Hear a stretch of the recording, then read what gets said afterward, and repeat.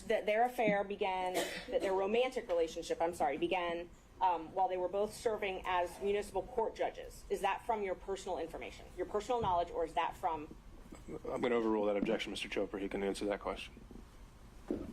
State that question again. Your knowledge? Is any knowledge, if any Knowledge of Nathan Wade and Fani Willis's relationship, romantic relationship beginning while they were both serving as judges, is any knowledge that you have from your own personal knowledge or something that was told to you in furtherance of legal advice? I have no personal knowledge of when it actually happened. I was not there. I do not have any personal knowledge, so Okay. I would choose not to answer that question under 1.6. Mr. Bradley, we made a distinction earlier Yes, sir. that it's a bit narrower than that. Okay. 1.6 is I have no personal knowledge, Judge. I apologize. Okay. If you were, That's not a problem. The issue is attorney-client privilege, and so whether what you learned, if anything, was during communications with a client. It was. Okay. Ms. Merchant. and was it that any knowledge that you had as to the truth of that statement, was it told to you in furtherance of legal advice? I'm going to object to that. If that statement is true. That's how I am. And the witness has already testified he has no personal knowledge about that. So whether he represented at one point it was true or not true, he has no personal knowledge about that, so could not testify. Prior inconsistent statement, Judge. Do it all the time. That is what the state It's does not a regularly. statement. They bring in, if it's a prior inconsistent statement of another witness, Judge. Mr. Wade Which testified. other witness? I'm Okay. sorry. Okay, Mr. Wade testified. That their relationship did not start. But you can't impeach him with a prior inconsistent statement that's privileged. And so but we haven't gotten over the privilege hurdle. The privilege hurdle we've gotten over with fraud on this instance. Well, that's the first time you used that word. So if you want to make the argument of why that applies, you can do that now. Yes, Judge, the crime fraud exception, it applies because of the crime fraud exception.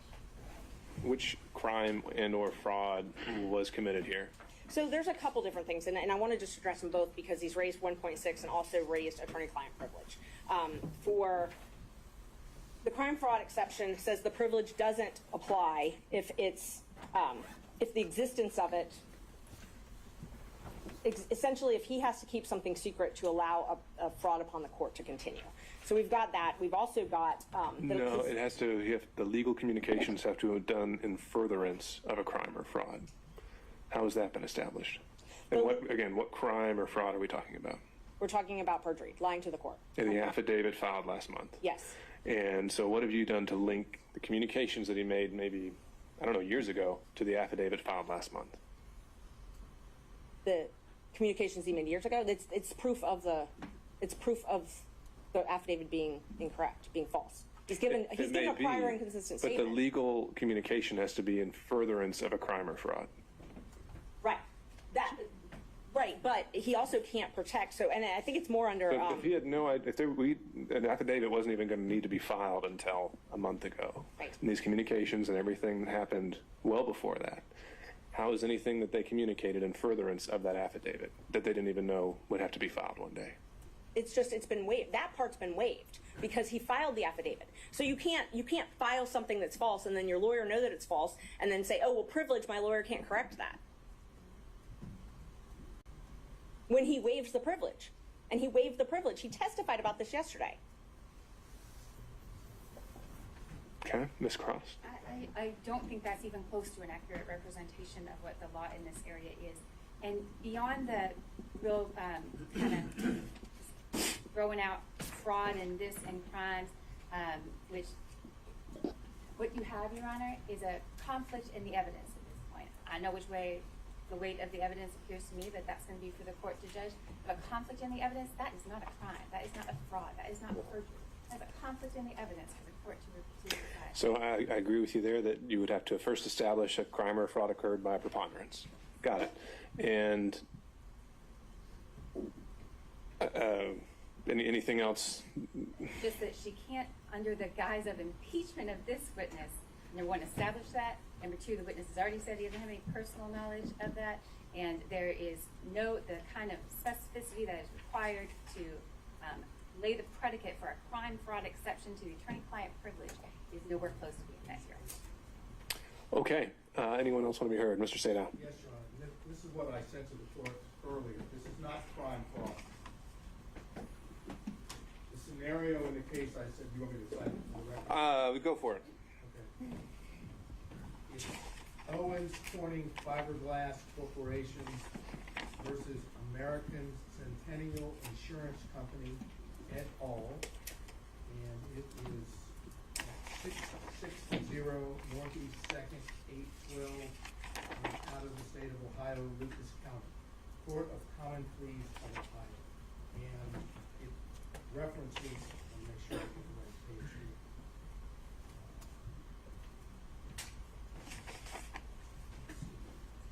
I think it's page 256.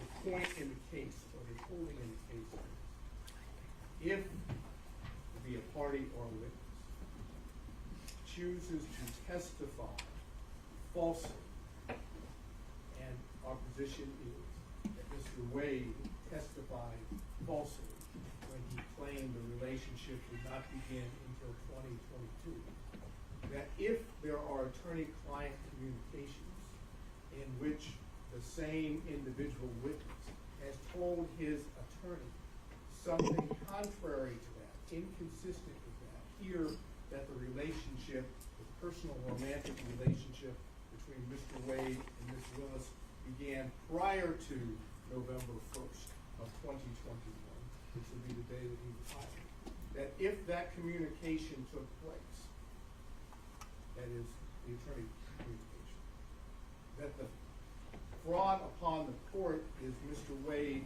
lying under oath about the starting date, and the attorney-client privilege under those circumstances, for that material fact is pierced, and the attorney may be forced to testify to the contrary or inconsistent statement so that the fraud on the court no longer holds. In our situation, that is precisely what we are trying to do. If this witness's testimony, again, and the court may have to hear some of this ex parte in camera to determine, but if this witness is able to testify that Mr. Wade told him, under whatever the circumstances may be, that the relationship with Fani Willis began before November 1st of 2021, then we know from what the witnesses testified to Mr. Wade that he lied under oath to the court, and that's a fraud upon the court, and the attorney-client communication that specific matter is pierced and needs to go into the record. Now, how best to do that? The only way to do that, if it's not in writing, and apparently it's not, is for the court to hear in camera, ex parte, what the communications were that are sought to be kept privileged.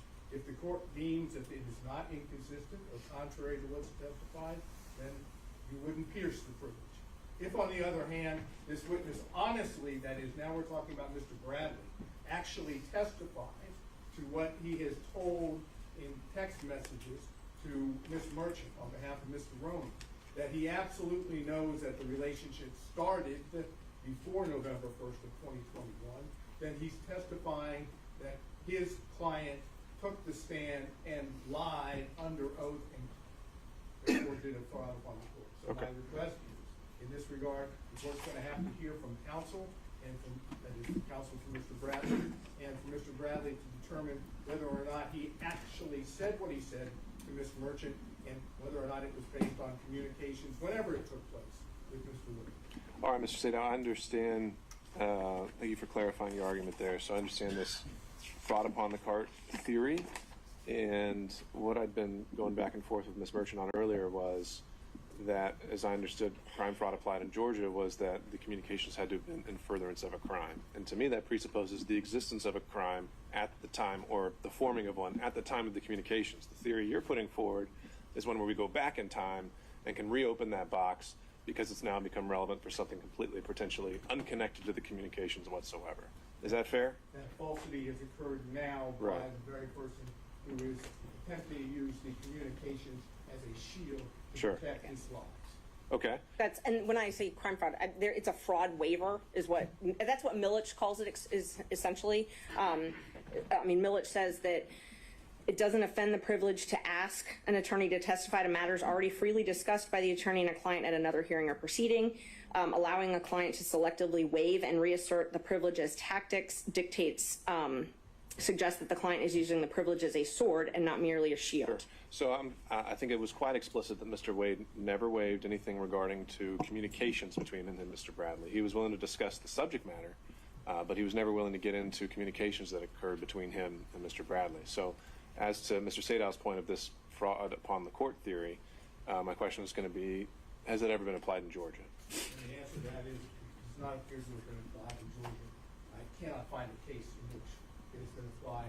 The cases that I have, the case that I gave you plus the cases cited in there, are the only thing I've been able to locate. Although I think that the bar rules, if we want to go back to those, and I don't have in front of me, that a lawyer should not allow his client to commit a fraud upon the court. Okay. And I think that, along with this, gives the court the discretion to do that.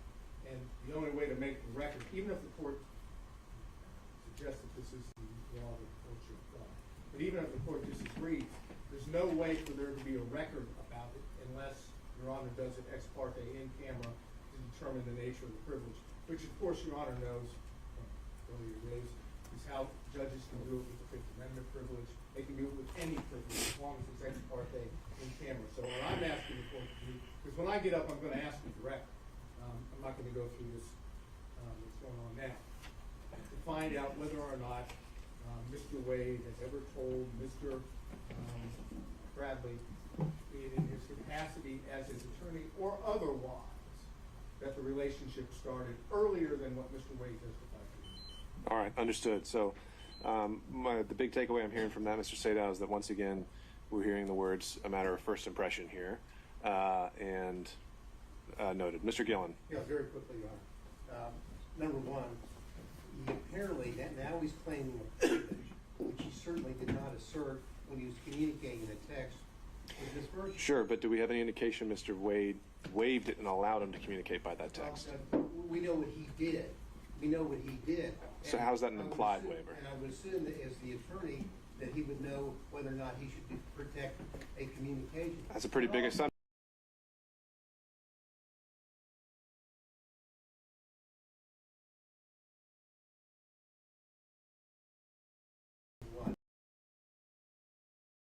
How we started on this journey with the state getting up and making very serious allegations against Ms. Virtue, asking for sanctions, saying all of her representations were inaccurate. And now they are doing whatever they can to block access to that information, which shows exactly what she said was exactly the truth. What they're trying to do is they're trying to say to the court, the 100% accuracy of Mr. Wade's declaration and of his testimony. And by the way, please, Judge, don't let Mr. Bradley tell you what he knows. Because what he knows is that this relationship, based upon what we see from the text and what we've seen in the context, we show that the relationship started before November 2021.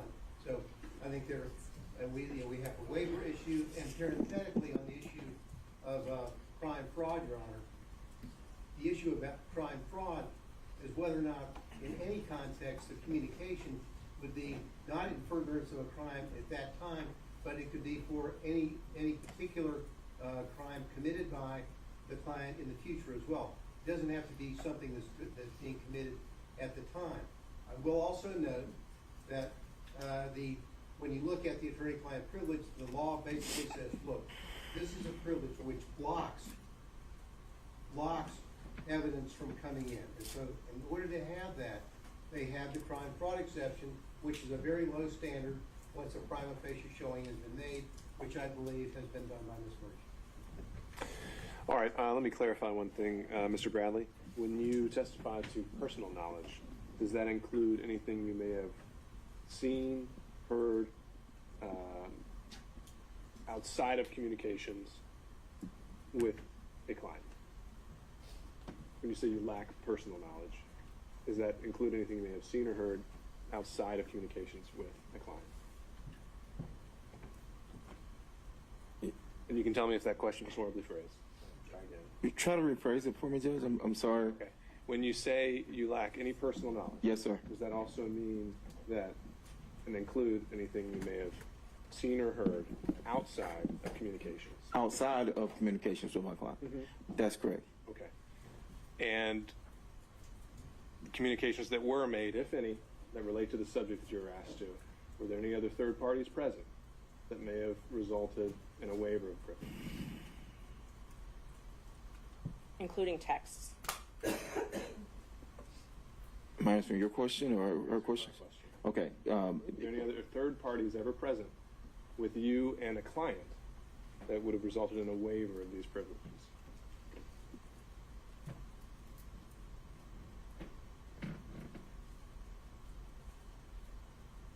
No, Judge. I can't recall anybody being present. I mean, we ran an office. We had people around our office, but no, I can't say that there were other people present. All right.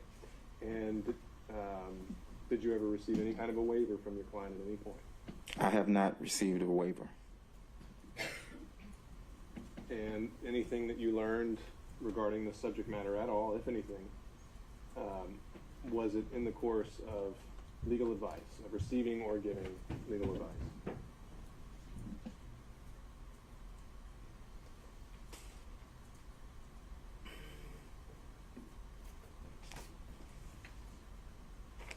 That's a broad question, Judge, to answer, because the advice was given, and then you have interaction. I mean, it wasn't, hey, this is for, to say specifically, this was for that, or, I can't sit here and say that. So I don't know how to answer that question, Judge. Okay. All right. So I was given a case that may reflect the same proposition that was argued from George. It's old case. It's Atlanta Coca-Cola Bottling Company versus Goss, G-O-S-S. 50 Georgia Appeals 637. Appears to be a 1935 decision. Has not had the benefit of jeopardizing it. So, I can't say that certainly hasn't been limited or overruled. And looks like it's in reference to maybe head note number 2, at least the one I'm looking at on the computer. And language that is in the case, okay, is as to violations of law or commission of fraud, the protection extends only to communications after the act or transaction is finished. It does not cover communications respecting proposed infractions of the law in the commission of a crime or perpetration of the fraud. And then it cites some cases. And then it goes, the privileged communication may be a shield of defense as to crimes already committed, but it cannot be used as a sword or weapon of offense to enable persons to carry out contemplated crimes against societies, frauds, or perjuries. So our position, as I indicated before, is the witness, Mr. Wade, has committed perjury on a witness stand and called into question the statement. all right, understood, Mr. State. Mr. McDougall. Your Honor, this is adjacent Georgia law, perhaps not controlling it. I'll explain that in just a second. That's Rule of Professional Conduct 3.3A2. A lawyer shall not knowingly fail to disclose a material fact to a tribunal when disclosure is necessary to avoid assisting a criminal or fraudulent act by the client. A4, and the reason I would qualify that, since we're talking about candidate report, I need to do that. I believe this rule is regarding the conduct of advocates representing clients in court. It might not govern or control the situation where the lawyer has been put on the stand, but it's adjacent to the point Mr. Sayal made earlier. All right, fair point. Okay, Ms. Tripp, anything you want to address on that? Briefly, Judge, and clearly there's a lot of smarts in this room, but this whole thing is a deductive fallacy. It is suggested that the truth of the conclusion of the argument necessarily follows from the truth of the premises given, when in fact the conclusion does not necessarily follow the premises. They're, called him a perjurist. He has officially succeeded in saying the thing itself is true, therefore we must ask these other questions. And Judge, it's a fallacy. It does not exist as such, and the privilege should still apply. All right. Thank you all. So I think here is what we need to do, as I understand the law. As I find it, the crime fraud exception only applies when, by preponderance, we found that communications made in the existence of a relationship were in furtherance of a crime, or the client at the time knew or reasonably should have known that a crime, the attorney was being used to further a crime. I don't think that's been established here. Maybe something happened afterwards, and that's something that can be argued during closings, essentially. So I don't think the crime fraud exception covers this. The objection is preserved for the record. Mr. Bradley has indicated also that anything he learned about this subject occurred during those communications. There's some uncertainty on that point, and so in order to preserve the record, at the conclusion of the hearing, I think I can go in camera with Mr. Chopra and Mr. Bradley, and we can put in a sealed filing exactly what the extent of those communications were, if any were relevant. Or excuse me, not relevant, but just what they were, and those would remain sealed until some time if we're ever directed otherwise. However, at this point, the question, getting back to the question asked by Ms. Merchant, as asked, would be sustained on the issue of privilege, the premise. He may have told you something, but it does not appear that there's any evidence that the client ever waived and allowed that information to be conveyed to you. Next question.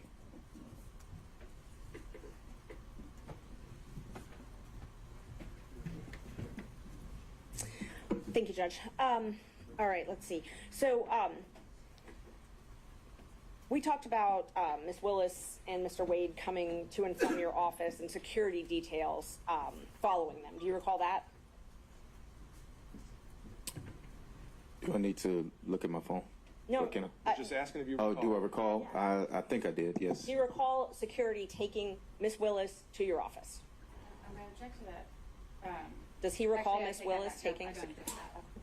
But you can answer the question, sir. I do recall security detail bringing Ms. Willis to my office. Okay. Do you recall approximately when that was? I do not. And was that on more than one occasion?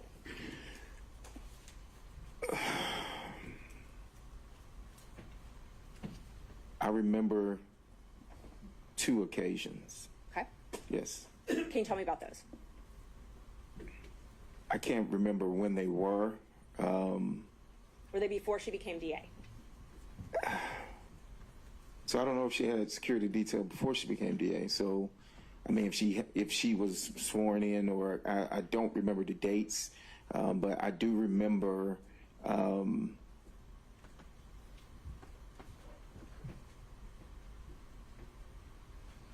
I think she was DA. Maybe during her transition team period? Was that? No, it wasn't. Trying to remember.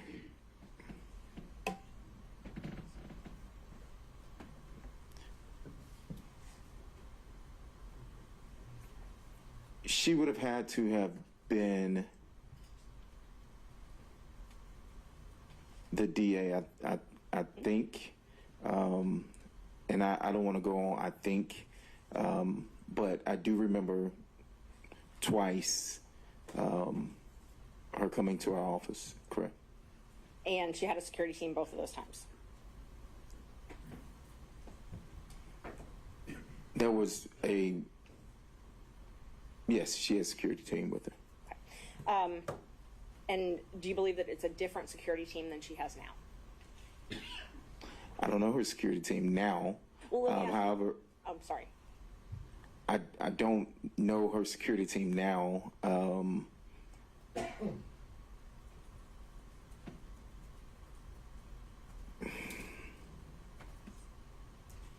don't know her security team now.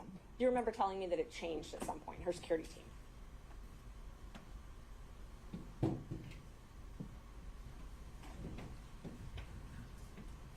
Yes, I think I recall saying that, yes. And that the most likely people that could testify or had seen things about them having a romantic relationship early on would be the original security team.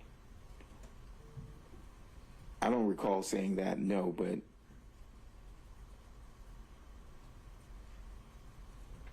Do you recall talking to me about other people that might have known about their romantic relationship? I recall.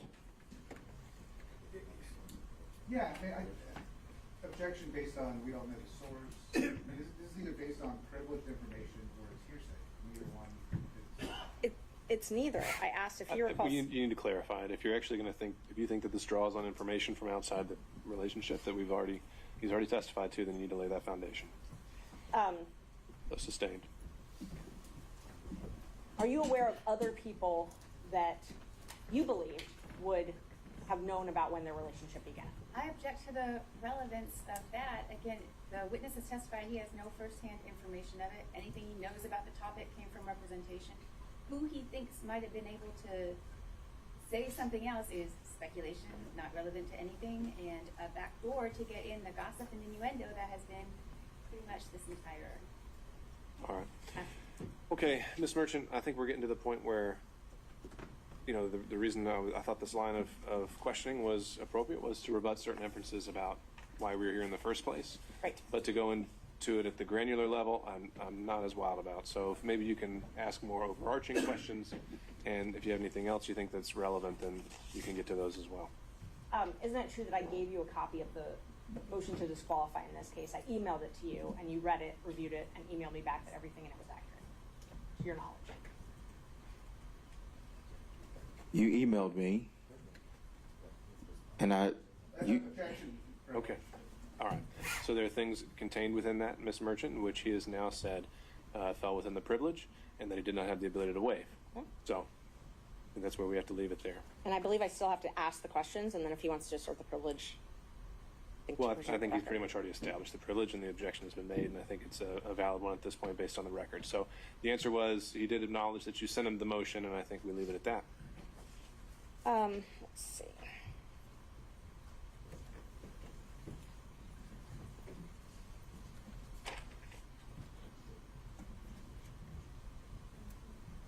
And you had knowledge about an apartment, and I'm not asking what Mr. Wade told you in furtherance of legal advice, but you had knowledge about an apartment in East Point or a condo in East Point that was owned by someone, and Ms. Willis was staying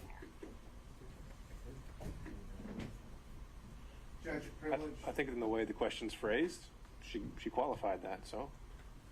I did not have knowledge. You did not have knowledge. I did not have personal knowledge at all. No, So no knowledge outside of what is privileged. that's correct. Did you have texts between yourself, Ms. Willis, and Mr. Wade? Do I? Have you ever? I have. Maybe once or twice, but Did Mr. Wade ever ask to use your credit card to pay for trips? Objection. On On privilege. I mean, this is the same thing. just asking him to use your credit card, how's that in the nature of furthering a divorce proceeding? We were talking.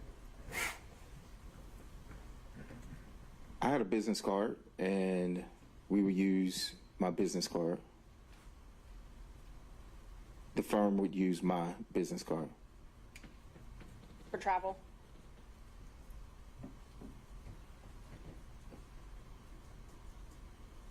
Are you asking if I use my business card for travel? Would Mr. Wade use your business card for travel?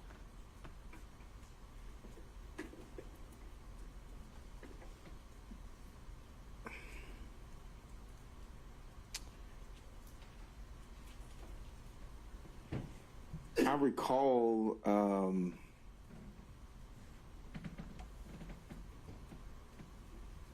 I recall a trip, but I don't know if that trip has anything to do with this case.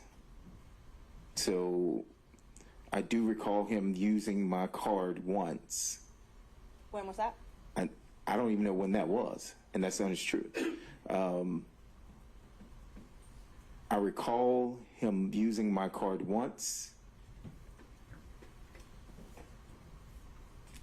but I cannot remember what that was for. I do remember it was a trip, but I cannot accurately state, where it was and who it was with or anything like that. And he paid you back for that trip in cash? I can't remember how he paid. I think it was. I mean, I'm not certain if it was cash or a check. We routinely would use my card for filings, for paper, for whatever stuff with the office. But this And is- so, Oh, I'm sorry. We're done, sorry. and so he would, whether he paid me back in cash or whether he wrote a check, it was paid back to the business card. But this was the only time he had used it for travel.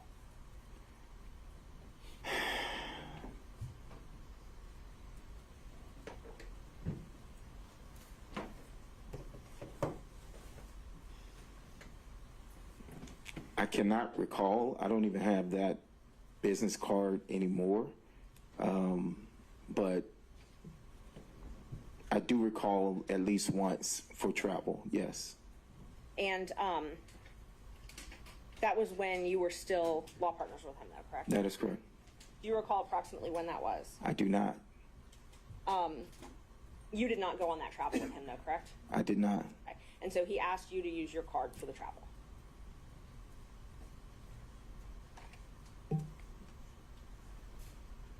Yes, I mean, I'm assuming. I mean, we would use the card for firm stuff, and so it was a business card. Your business card, though. It was my business card, yes. Right. The law office of Terrence A. Bradley, correct. Okay. So it showed up on your accounts. That is correct. Okay. Wouldn't show up on his accounts, though, correct? That would be accurate, yes. Do you know if this was before he became special DA in this case, special prosecutor? I cannot recall.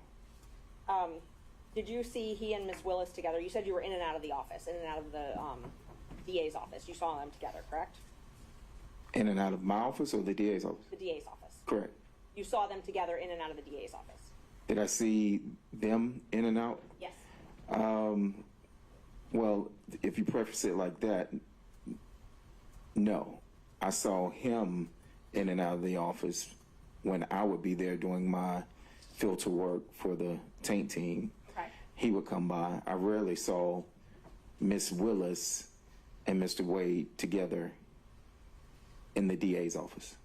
So you brought up the taint team. Let's talk about that for a minute. Tell me about, you did work you had a contract as a taint lawyer, correct? That is correct. Okay. And that was in the anti-corruption unit? Yes, I think so. Yes, correct. And how did you get that contract? What do you mean, how did I get it? How did you get the contract? It was, Bid? Did you apply online? oh no, it was proposed, By who? we were, it was proposed by, I guess it came from the district attorney. I mean, I didn't speak directly with her. Okay. It was, with Mr. Wade, and he asked if we would be interested, in having a contract with the Fulton County. Okay. He and I asked said you I and would. Mr. Campbell? I think so. I mean, I can't recall if he asked us both together or not. Rarely, we all handled different things for the firm, Okay. criminal, personal injury, things like that, family law. And so rarely were we together there at the same time, like for an abundance of time. So he may have called me and then he may have called Chris. I can't recall how we got the contract, but Was Mr. Wade, to your knowledge, part of the transition team for Ms. Willis? To my knowledge, he was part of the transition team. Did he spend a lot of time at that office during this transition period? He did. So from when Ms. Willis took office to when you left the firm, did Mr. Wade spend most of his time at the DA's office? When you say most of his time, are you saying just working business hours, Yes, or? working business hours. I would say he spent,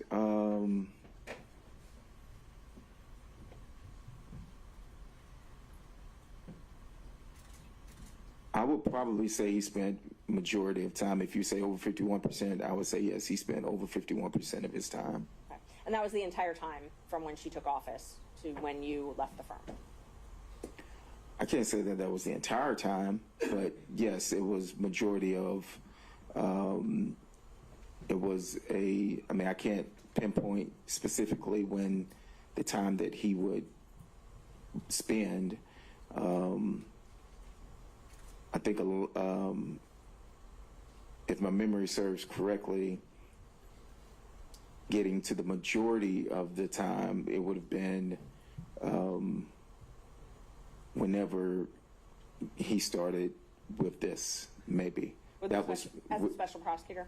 When you say majority of the time. Right. Okay, so let's talk about the time before he became special prosecutor. Did he spend a lot of time at the DA's office then? He spent time. I mean, it depends on what you say is a lot. He spent time at the DA's office, correct? And so, just so we're clear, you were hired first on January 25th. Both you and Mr. Campbell were law partners, and you were both hired by the DA January 25th, 2021. Is that correct?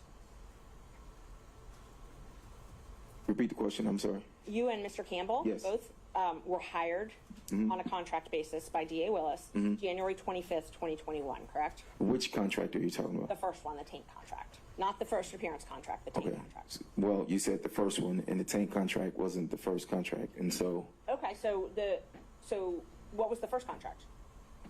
to my knowledge, the first contract was the first appearance. Okay, so let me just mark these. Let's see what number are we on.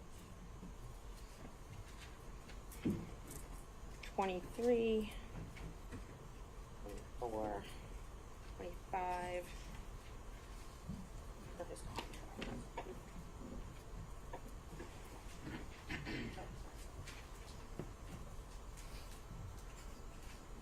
Judge, when they're done reviewing these contracts.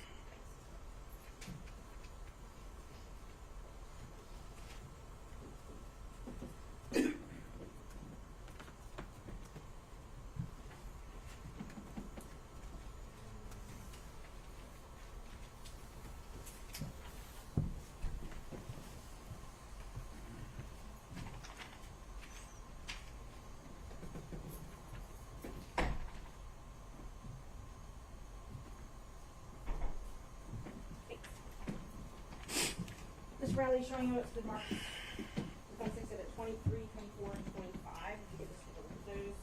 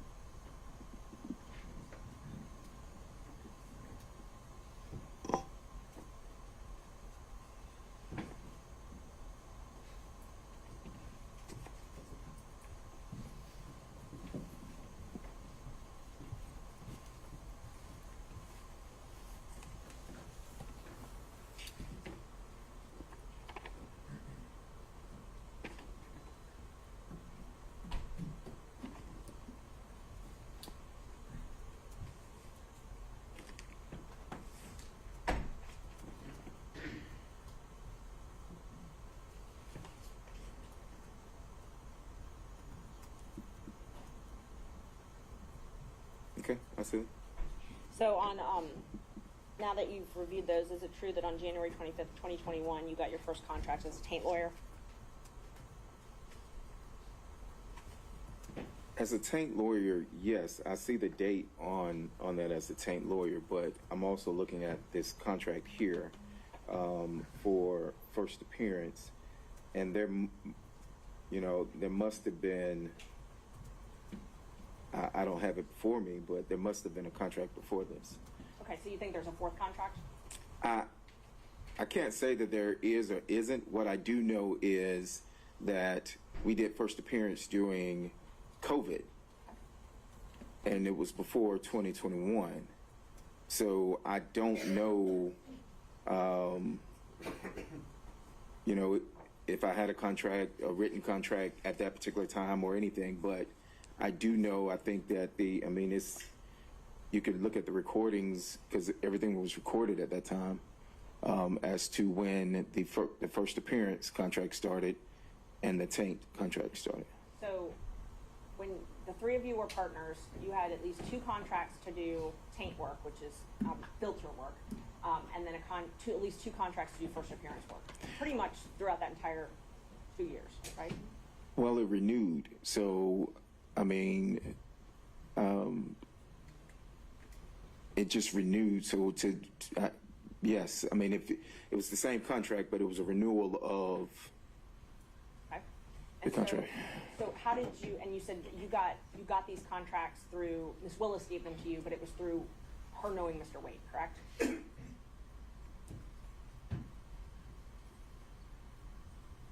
Yes, I didn't have a meeting with Ms. Willis or anything. It was brought to the attention that a contract was going to be needed or awarded, and if I was interested, because this was off of mine, and I said yes, and so Mr. Wade brought that to your attention? he asked if I was interested in doing the contract, correct, and then after that is when Ms. Willis, would come in, or I think we actually came down here or something, and signed the contract. Okay. And so that is how you were paid from Fulton County, these contracts? From Fulton County government? Yes, ma'am. And you shared, your partnership, you shared 1/3 of all your profits with Mr. Wade? At that time, yes. And so his contracts, he got a contract that same year, 2021, and he shared 1/3 of all his profits with you, correct? Yes, that should be fairly accurate. Okay. So during 2021, 2022, you all had 2 filter taint contracts.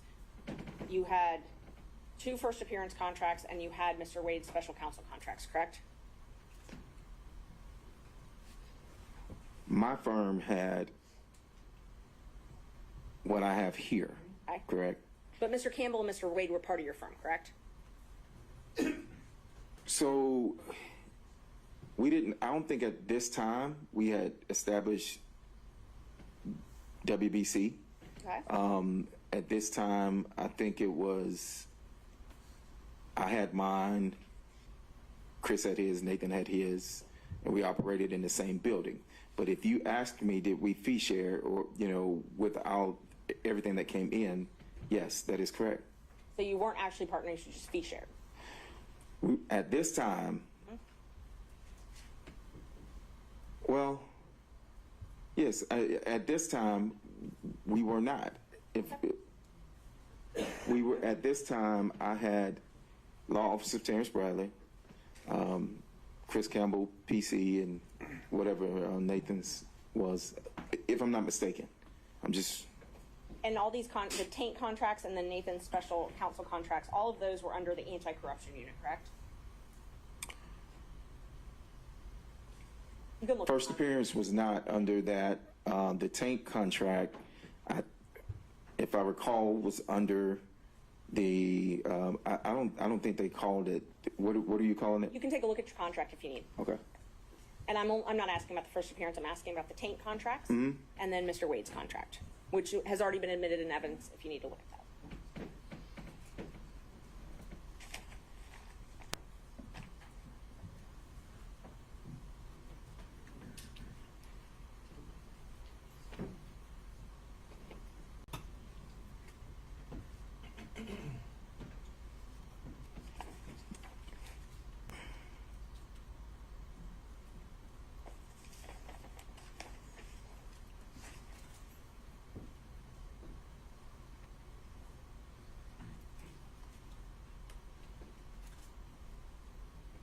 when you're done reviewing.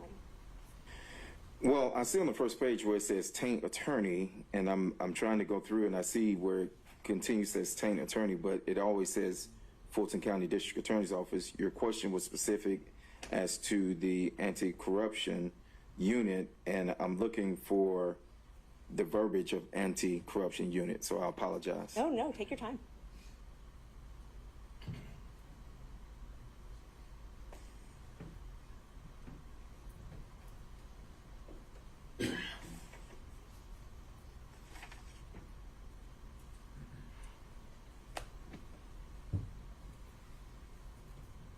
And see, on both pages, I mean, it starts out Fulton County District Attorney's Office, and then it just goes to initials FCDA, unless I'm overlooking where it says the anti-corruption unit, then the contract was with the FCDA. I mean, unless you want to show me something. I'm just asking you, and I didn't know if that would refresh your memory. Those contracts were for the anti-corruption unit, right? Well, they were for the What district. do you work for? I worked for the DA. Okay. I worked for the DA. Okay. So just in general, the DA. Correct. I worked for Fulton County District Attorney's Office in as a contract person, as it says here. And when you did the taint work, you had to report to Sonia Allen? I did not. You did not. Who did you report to then? I can't remember his name. His first name was Brian. Okay. And let's see. So I know you said you met with Miss Willis when you signed those contracts, right? Yes, I know I met at least one time to sign these contracts, or to sign when I signed the contracts, yes. Did you meet with her any other times?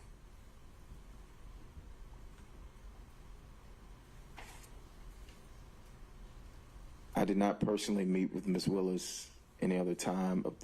When you say meet with, what do you mean meet with? Talk with her, meet with her. I mean, I would see Ms. Willis in passing if I'm walking through the office and something like that.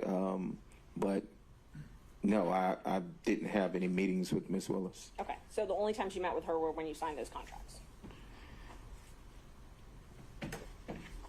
Clarify meet with. I mean, not. Sat down and had a conversation with her. I signed these contracts, so when I signed these, I met with her. To say that I sat down and spoke with Ms. Willis, are you saying in life, and you saying during this time? What are you asking me? I mean, if it's voluminous, I can narrow down the times, but I wasn't. Ms. Merchant, I haven't really heard a point in a while. Can we get along to something, Yes, or we're going to have to wrap it up? So I had one more question about your texts. Have you ever been in any group text with anybody other than, with me, and somebody other than Mr. Chopra and Mr. Merchant? You're gonna have to narrow that down. I'm sure you sent many I texts. can look at my of course it was phone, So live. with him, if there had been any other texts, and I think that the state had some thing in him rebuttal being- they mentioned, so I was just trying to clean that up before it got there. Can you try the question one more time for Yeah. me? Isn't it true that the only texts that you and I have ever had have been between me, you, and Mr. Chopra, or me, you, and John Merchant, correct? Can I look at my phone? Sure.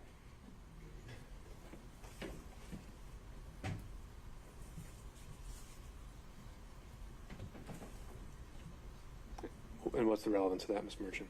They've said multiple times that there's this third party that we've talked to, and I'm trying to establish there's no third party.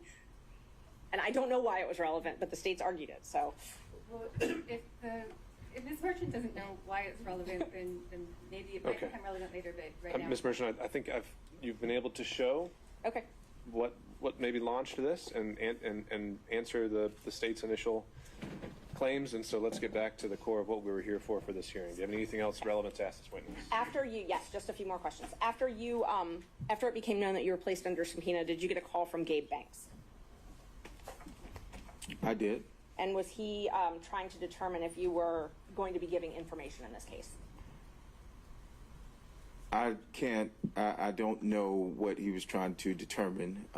He stated that it was an odd I had not spoken to Gabe in a while.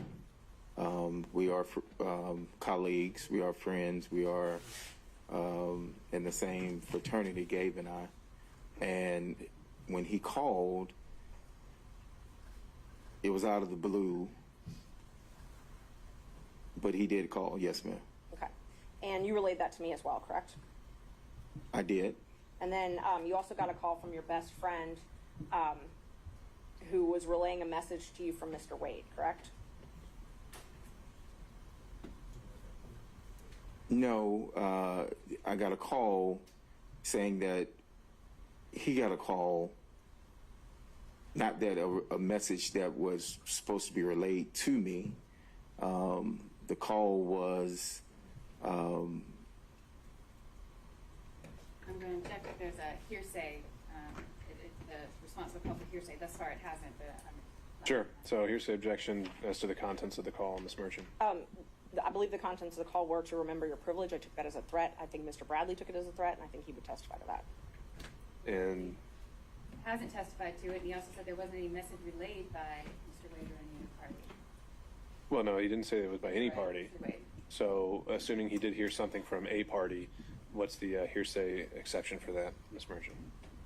I believe that it was a threat, so it's a statement against interest. I'm sorry, it's a, if he took it as a threat to influence his testimony, then it's not hearsay, then it would be admissible. All right, so I did not take it as a threat. if you're saying it's to the effect on the listener, perhaps, Yes. then we'll go from there. Were you told to remember your privilege? Your Honor, the witness just testified he didn't take it as a threat.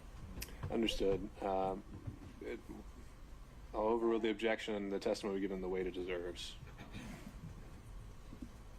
Can you repeat the question? Were you told to remember your privilege? Your Honor, can we, I was not. a witness, there may be a potential witness now in the courtroom because the person that Ms. Merchant is referring to is sitting in the courtroom. Well, if that witness hasn't been told to testify, then I don't see any sequestration issues. I don't know who it is. I don't know his All name. right. Okay, and so were you told anything to that effect, Mr. Bradley? Repeat the question one more time, but so I was not told, remember my privilege. Something about privilege, remembering I do recall privilege being mentioned, but it wasn't remember your privilege or, a threat of any sort. But you immediately called me after. No, I called someone else after. You called me quickly thereafter then. I talked to you that day, yes, ma'am. Okay. Thank you. Mr. Sadow. Your Honor, because this is a defense witness, is it the state's first cross? Have we- That's how we had been doing it yesterday. No, actually, we're doing it just this way. Yeah, I've been. Okay. This is I the first time apologize. he's gone, and then we go through all of the defense, and then you'll have your chance.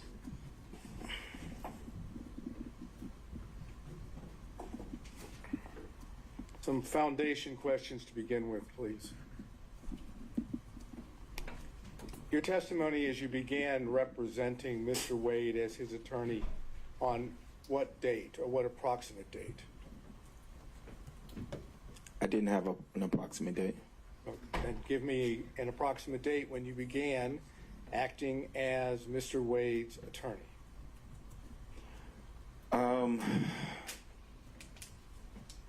I would say it was, if I'm speculating. I really don't want you to speculate. I mean, you're the one that was the attorney and Mr. Wade was the client. Correct. So give us the ballpark figure of when it was that you began acting as his attorney. Maybe 2017, 2018, I think, maybe. And the purpose for which you were retained? His divorce. So, according to you, from that time period, your communications with Mr. Wade with regard to the divorce or any matters related to the divorce, it's your position are confidential, are privileged, correct? Yes, yes. Okay, good. Now, did you ever meet with Ms. Willis and Mr. Wade prior to, and everything I'm asking you is prior to November of 2021, okay? Okay. Keep that in mind. That's, Why are you yelling? I don't think he's yelling, Mr. Bradley. He's just speaking up. All right, Mr. Sadal, let's go. thank you. Prior to Mr. Wade getting his contract with Fulton County, which was November 1st of 2021, okay? Please keep that in mind. November 1st of 2021. Right. Did you ever socialize with Mr. Wade and Ms. Willis prior to November 1st of 2021?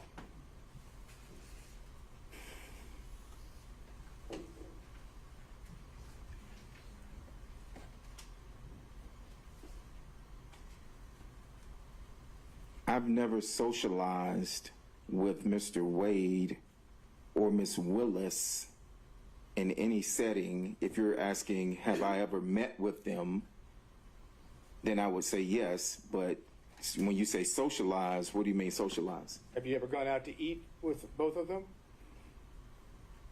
Before 2021, I do not Or think November 1st of 2021?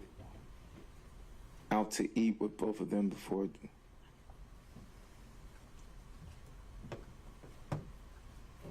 When was she sworn in? I'm sorry. When was she sworn in? There was a dinner before. When she was sworn in that I attended. Shaquille O'Neal was there, so it was like her inauguration dinner. So I'm thinking that's before 2021. So I would say Let's yes. assume for purposes of my question that Yes, sir. that's in early January of 2021. Oh, that is early January 2021. So yes, it will be before November. So if it was January, yes, that dinner would have been in, I'm assuming, January. Okay. And any other time that you socialized, went out to eat, went to anyone's home, you know what socialized is. Exactly. So no, I did not socialize with Mr. Willis. With Miss Willis and Mr. Wade.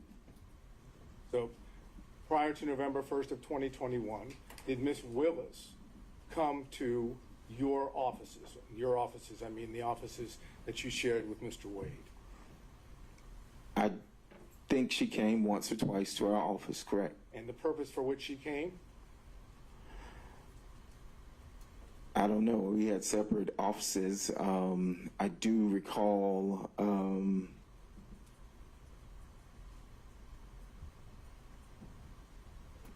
Well, I do recall some type of meeting happening at our office, and I don't know what that was about. I wasn't a part of those meetings.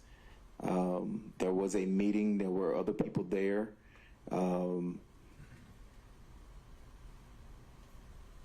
There were other people from the, I want to say DA's office there, maybe. Okay. Let's go back to the basics.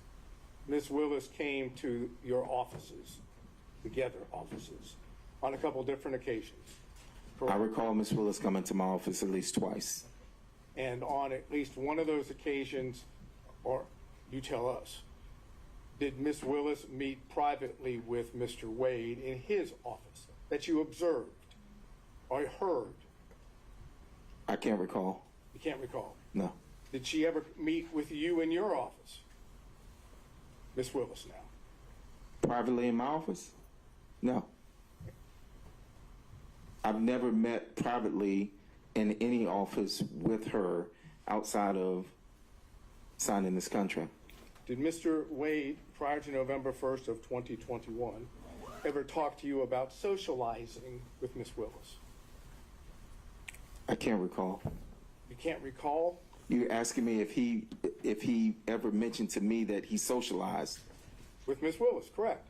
And I'm saying I cannot recall if he socialized with Ms. Willis, if he ever mentioned to me that he socialized. Did he ever mention to you that he ate or went out to dinner with Ms. Willis? Again, time period before November 1st of 2021.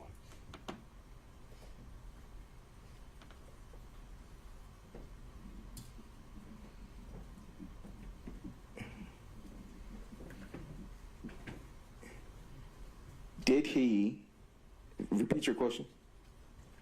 Mr. Wade ever tell you prior to November 1st of 2021 that he had socialized, gone out to eat, visited Miss Willis in anything other than a professional setting? I'm sure he did, maybe. I don't recall any specifics of any dinners, any specific places. I mean, it's been 3 years ago, the time frame, but I do not recall at this time whether or not he ever mentioned any dinners or socializing. Did Mr. Wade mention to you that he visited Miss Willis at Miss Willis's then current abode, which would have been a place, not her original house, but a place she was staying in the period of 2021 before November 1 of 2021? And his question is, did Mr. Wade ever tell you that he visited Miss Willis at her house? I don't think I can answer that. Yeah, privilege based on communication with my client. All right. Mr. State, if you want to try and rephrase the question, you can, but otherwise that would be sustained. On both grounds or just on the privilege ground? Just, I didn't hear a second ground. There was a hearsay ground. Oh, that would be on privilege alone. Did you talk to Mr. Wade at all about his relationship with Miss Willis prior to November 1st of 2021? I think he's just laying a record, Mr. Wade. It's okay. And so on those same grounds, Mr. State, on all subsequent grounds, apparently the relationship with Miss Willis in any way is covered by privilege according to this witness. Well, I think the key words, respectfully, Your Honor, are according to this witness. So I'm trying to drill down to see if there are communications that are not within the privilege. Sure. I can. So then we need to acknowledge the privilege in the form of your question, right? You're asking me to ask it as in a way saying, are there any non-privileged? Essentially. Okay. Did you ever communicate with Mr. Wade prior to November 1st of 2021 about Miss Willis that was not privileged?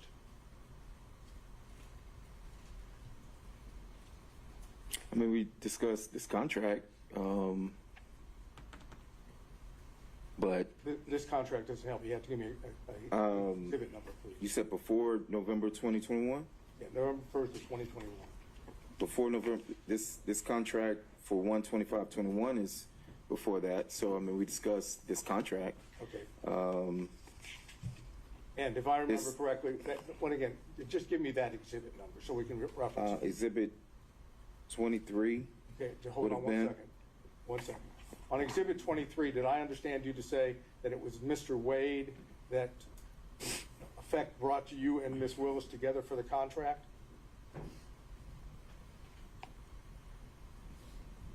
That would be accurate, yes. Okay. And what did you understand was a relationship at that point between Miss Willis and Mr. Wade, for Mr. Wade to be able to bring you to Miss Willis for the contract?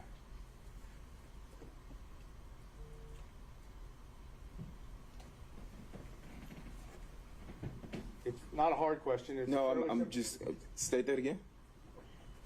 Mr. Wade is the one that basically says to you, go see Miss Willis about this contract, right? Mm-hmm. That's a yes, correct? Yeah, yes. So Mr. I Wade apologize. had to have some knowledge, you would assume, Yes. right?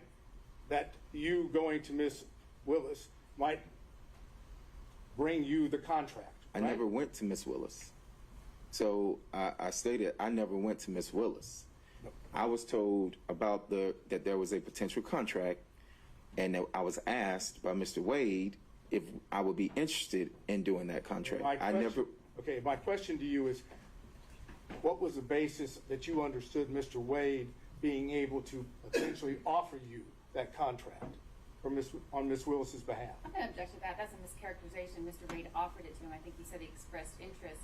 And also, I don't see the relevance of this at all. So just in terms of relevance or phrasing, I'll overrule on those grounds.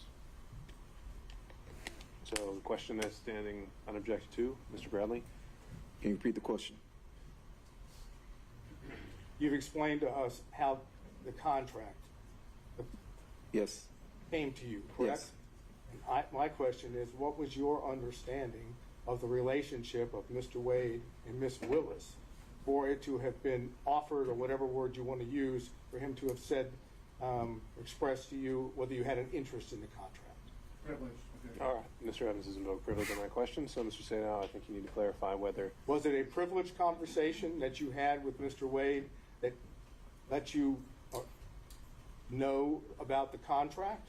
or, you know, it was the relationship was the question you're focused on. Is the nature, no, I'm trying to do it in such a way, and I understand what the court said. Was the relationship that I asked you about just now between Mr. Wade and Miss Willis that gave rise to the contract? Did you know about that relationship as a result of an attorney-client communication? No, I knew of that through whatever work they did together as municipal court judges.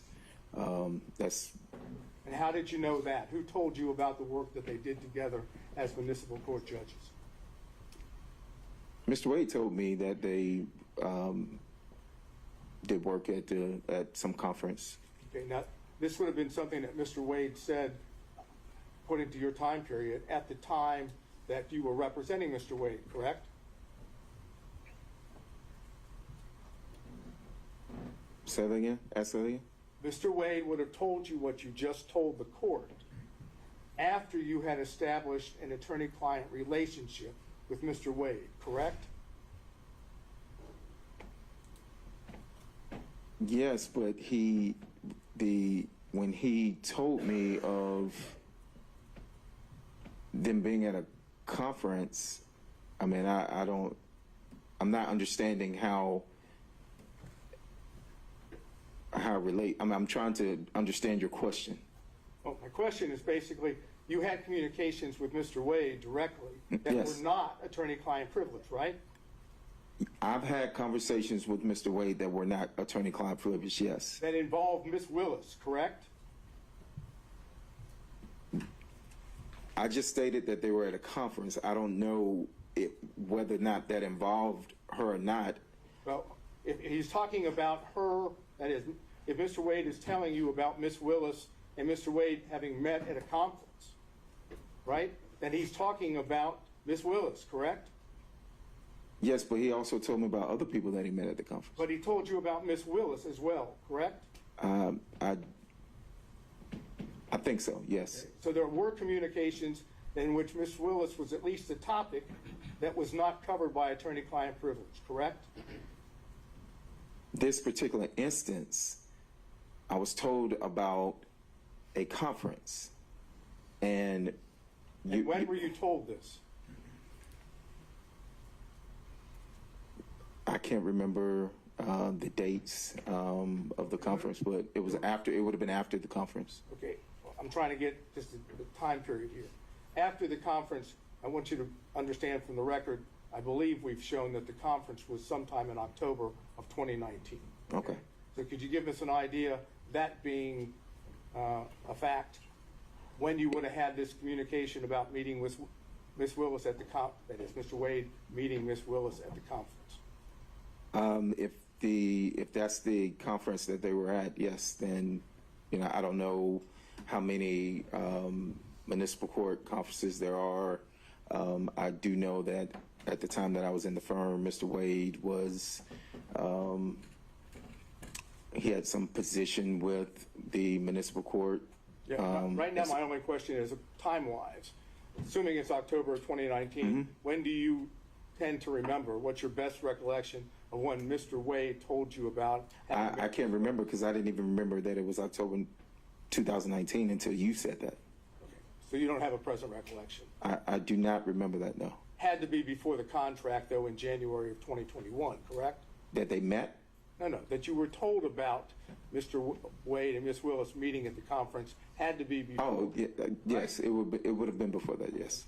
So what other communications did you have with Mr. Wade about Miss Willis that are not privileged. We know of one, about the meeting at the conference. Are you suggesting that that's the only one you ever had about Ms. Willis that isn't? I cannot recall any. I cannot recall. You cannot recall whether there were any other communications that weren't privileged?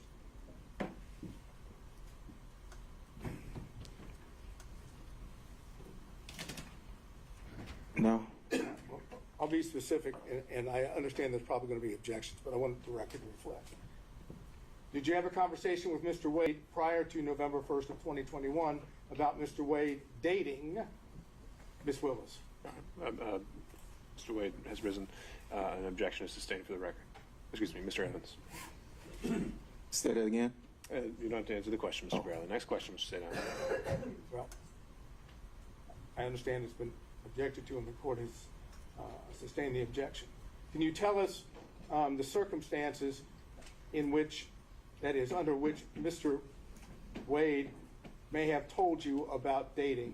What I want to do is try to figure out if we can, you tell me if you want me, if I can do this.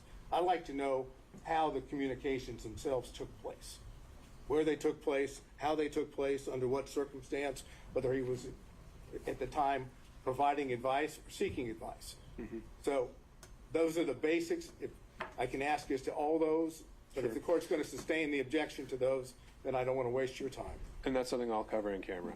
So I'll note the question and the your question for the record, and I'll sustain the privilege objection to that. Okay. All of this prior to November 1st, 2021.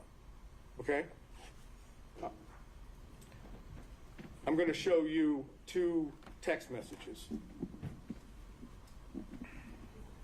I don't have a hard copy.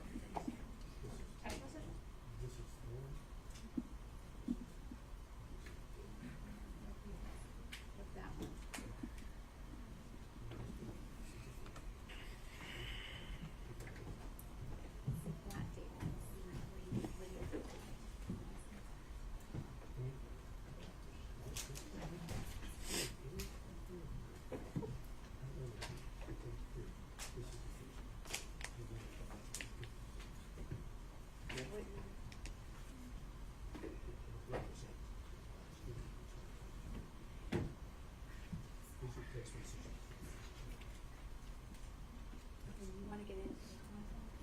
I'm going to set up a question.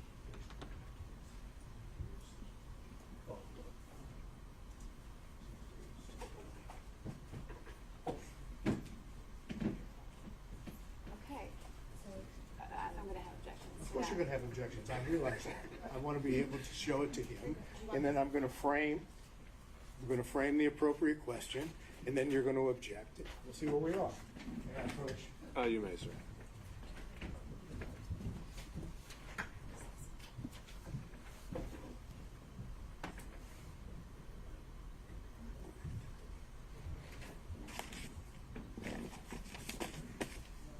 Look at this text message.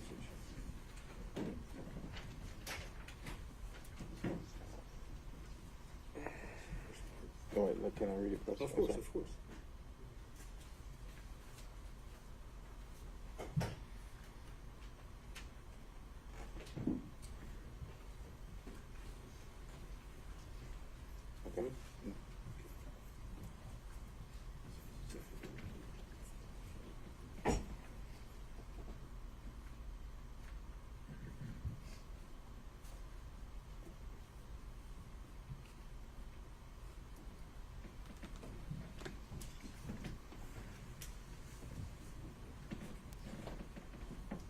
Okay. Okay. Kind of hard to reject that, and that's the question. I know it's coming. Okay. Then you must be a soothsayer. Mr. Bradley, I showed you two text messages, correct? Both of those text messages occurred on January the 5th of 2024 at approximately 11:56 a.m. Am I correct? I think so, yes. Okay. And the text messages would have been between you and Miss Merchant, correct? I didn't see it. Yes, it should be. Okay. And I've shown the same two to prosecution, so we're talking about the same two. In the text message to Miss Merchant, you indicated knowledge of some activity on the part of Mr. Wade, correct? I'm gonna I haven't asked him anything about what the, flag for the court that this is a topic and a specific exchange that Ms. Merchant went into, and there were objections that were sustained. All right, understood. Yes. and it's your testimony that the information that you imparted to Ms. Merchant in these 2 text messages is based entirely on confidential communications between you and Mr. Wade, correct? Objection. He's referencing specific knowledge. The specific knowledge comes from Mr. Wade, which is we've already established as privilege. Well, no, the question, he didn't get into anything. He just said, are these 2 text messages about privileged communications? We haven't actually, I don't see an issue there. Yes. And is it your testimony that the knowledge that you have, which you imparted in these 2 text messages, came from Mr. Wade and Mr. Wade alone? Yes. Is that correct? Yes. Can you tell us when it was that Mr. Wade imparted this information to you? Objection. All right, and I think that, That's what you're going to do. sure, so I'll sustain that on privilege. And I'm going to introduce for the record, when we finish these 2 text messages, so that Your Honor has those back there, so that you can, Sure, what would they be marked as? what do you have? I have a whole set. Okay.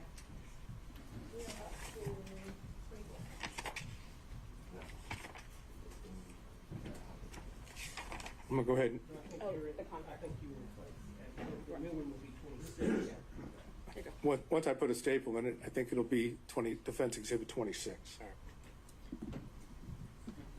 You have to give me a real pen that works. All right, so this is marked and made part of the record is Defense Exhibit 26, but not necessarily for its, This is not Evidentiary admitted value. 26. It's for purposes of the court conducting the in-camera review. And put a staple in it, here's to make sure that you see it.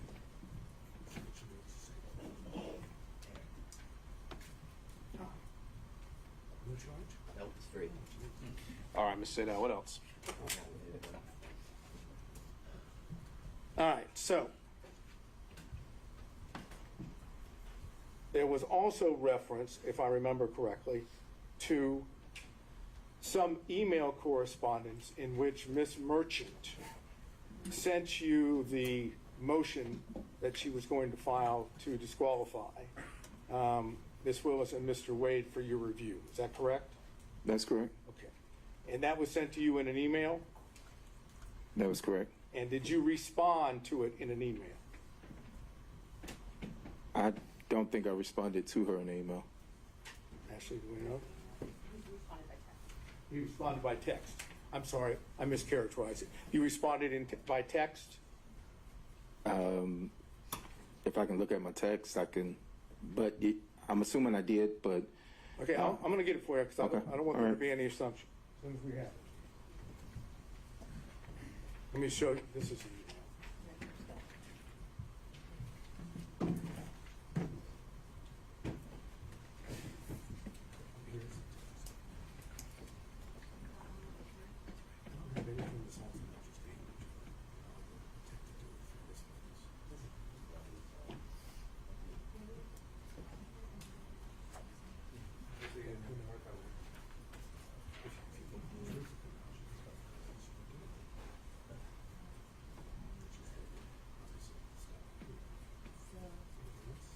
Is that what you're?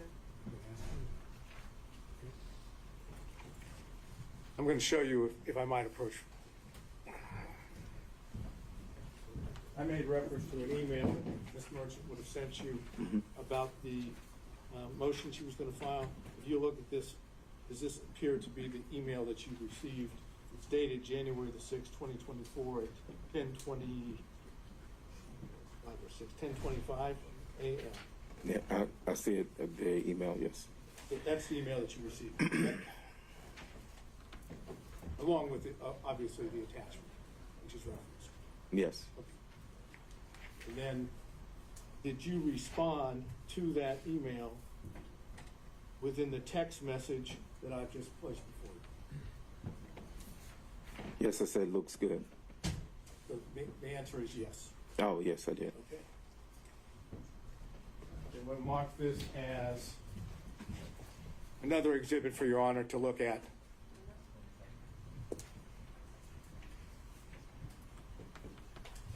Since you love my tone, can I have a seat?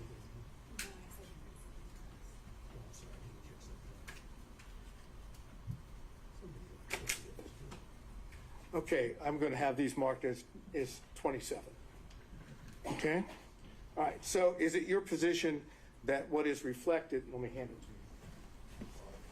Yeah. What's the court's rule, to ask or not to ask? We'll take it case by case. I think he's doing all right, so we need to ask for this witness. Is it your position that your response, which is the second page of Defense Exhibit 27, is based on a confidential or confidential communications that you had with Mr. Wade?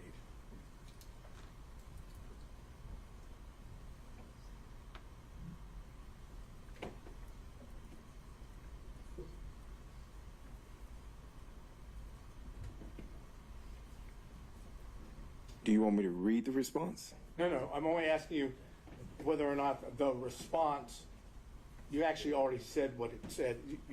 I don't want you to read it again.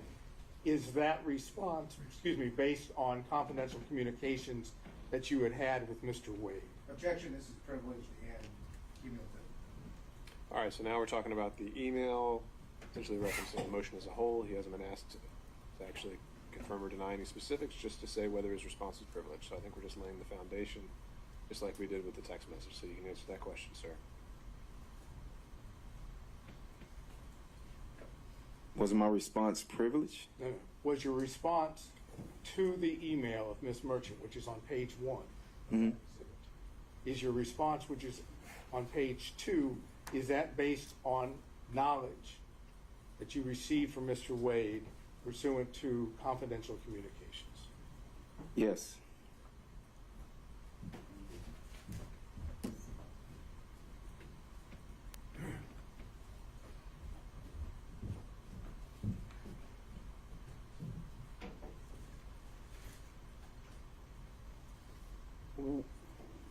Have you discussed with the district attorney's office this case, or your purported testimony? Of my testimony? Yes. No. At all? No. No prep, no conversations, no nothing? No. Have you given your attorneys, for this matter, did you give them permission to speak with the district attorney's office? Well, he can assert his own privilege, but that's kind of crazy. Is there a objection to be heard? Absolutely, this is Okay, privileged. sustained. Stay down. Next question. Do you know whether or not your attorneys shared privileged information with the district attorney's office? No, I don't know what my attorneys shared or didn't share. I don't know if they even met.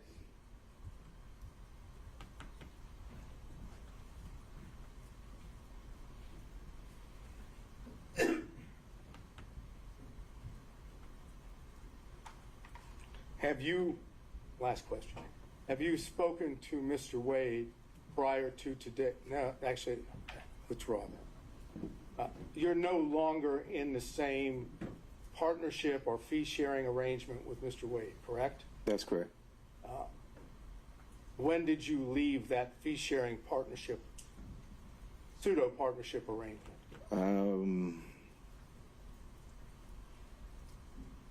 I don't remember the hard date, but maybe sometime like July, August of 2022, I think. Okay. And what was the reason for the partnership or the fee-sharing arrangements? What caused the separation? I wanted to leave and go out on my own. And that's the only reason? I wanted to leave and go out on my own, yes. I understand, but that was the only reason. There wasn't any suggestions or allegations of any form of misconduct on either part, either on your part or Mr. Wade's part, correct? Misconduct of what? Trying not to get into specifics. Was there any allegations made of suspected misconduct on your part or on Mr. Wade's part? That's a fairly simple question.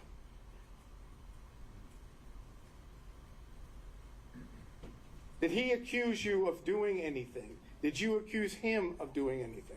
Without getting into what it is, were there any accusations made by you or him against each other? We had a disagreement, yes. And had that disagreement have anything to do with Ms. Willis? Oh, no. Okay. Did it have anything to do with your conduct? No. Did it have Wait, anything to do with his conduct? hold on, wait. So we had a disagreement. Whether the disagreement was, we disagreed, and so we dissolved. Well, I left the firm. And was the disagreement having anything to do with alleged or supposed misconduct by either one of you? I don't. If you define misconduct, I'm telling you, we had a disagreement, and we. Just tell me what the disagreement was then. The disagreement is mine to know. I mean, I don't see the relevance of the disagreement that I had. It had nothing to do with this Trump case or any other case. I'm simply getting a question asked, what was the disagreement? It's not privileged, correct? No, that is privileged. Oh, it is privileged. It Why is. is that privileged? Because it's privileged. I can tell the court in camera, but it was privileged. Ask a few questions further to see if this is actually something that does fall within that privilege. We can take it from there. Did it have anything to do with you representing Mr. Wade in any capacity? Excuse me. It would fall in that line, yes. But your testimony is that it has nothing to do with your representation of Mr. Wade in connection with Ms. Willis. As it a connection to Ms. Willis, that's correct. It's connected to the matter for which you were hired by Mr. Wade? I wasn't hired by Mr. Wade. I thought you were the attorney representing him in the divorce. Oh, I apologize. I thought you were saying something else. Oh, yes. So will it apply as to whether I was hired during the divorce? Yes, that's correct. I'm not sure what this correct means under that. We kind of got lost on it. We asked the It did or question. did not relate to your representation? It did relate to my representation. In the marriage case. It does. And this was whose decision was it? At that point, did you stop representing Mr. Wade? It wasn't at that point, no. Was it before that? No, it was after that. Okay. And how much longer did you represent Mr. Wade in the divorce action? I'll have to see the divorce proceeding to see Mr. Wade. I represented Mr. Wade for a time after that. He represented me in a construction case for a time after that. And I will have to look at the filings. I ended up hiring new counsel for my construction case. He ended up, but it wasn't right at that moment. It wasn't in a matter of weeks. It was, I don't know. You continued representing him in connection with the divorce case after you had the separation that you've made reference to. And he continued to, yes, and he continued to represent me on a construction case. But the separation, at least in part, if I heard you correctly, and please tell me if I'm wrong, had something to do with your representation of him in the divorce case. That is correct. Okay. Now, Mr. Wade has testified that he did not have a relationship, a personal relationship, a romantic relationship with Ms. Willis until sometime early 2022. Okay? I'm leaving that as the premise for what I'm about to ask you. Do you possess information that counters that, that's inconsistent with that? Any information Mr. Bradley has would be privileged, Your Honor. Okay, Mr. Sada, I think we've. Would such information be privileged in your mind? I think this has already been asked during Ms. Merchant's direct, so we're covering the same ground. So I'll sustain that. So I can't get an answer to whether he possesses information which is inconsistent without getting into the information itself. I think the issue would be that we've already gotten an answer on that, and now we're asking the same question again. Ms. Merchant asked in variation of that, and he already answered. I think the variation, Your Honor, is referencing whether or not he had what would be personal information, independent source information. Mine is not so limited. Mine is, I'm asking him point blank whether or not he has information. from whatever source, including Mr. Wade, that is inconsistent with Mr. Wade's testimony?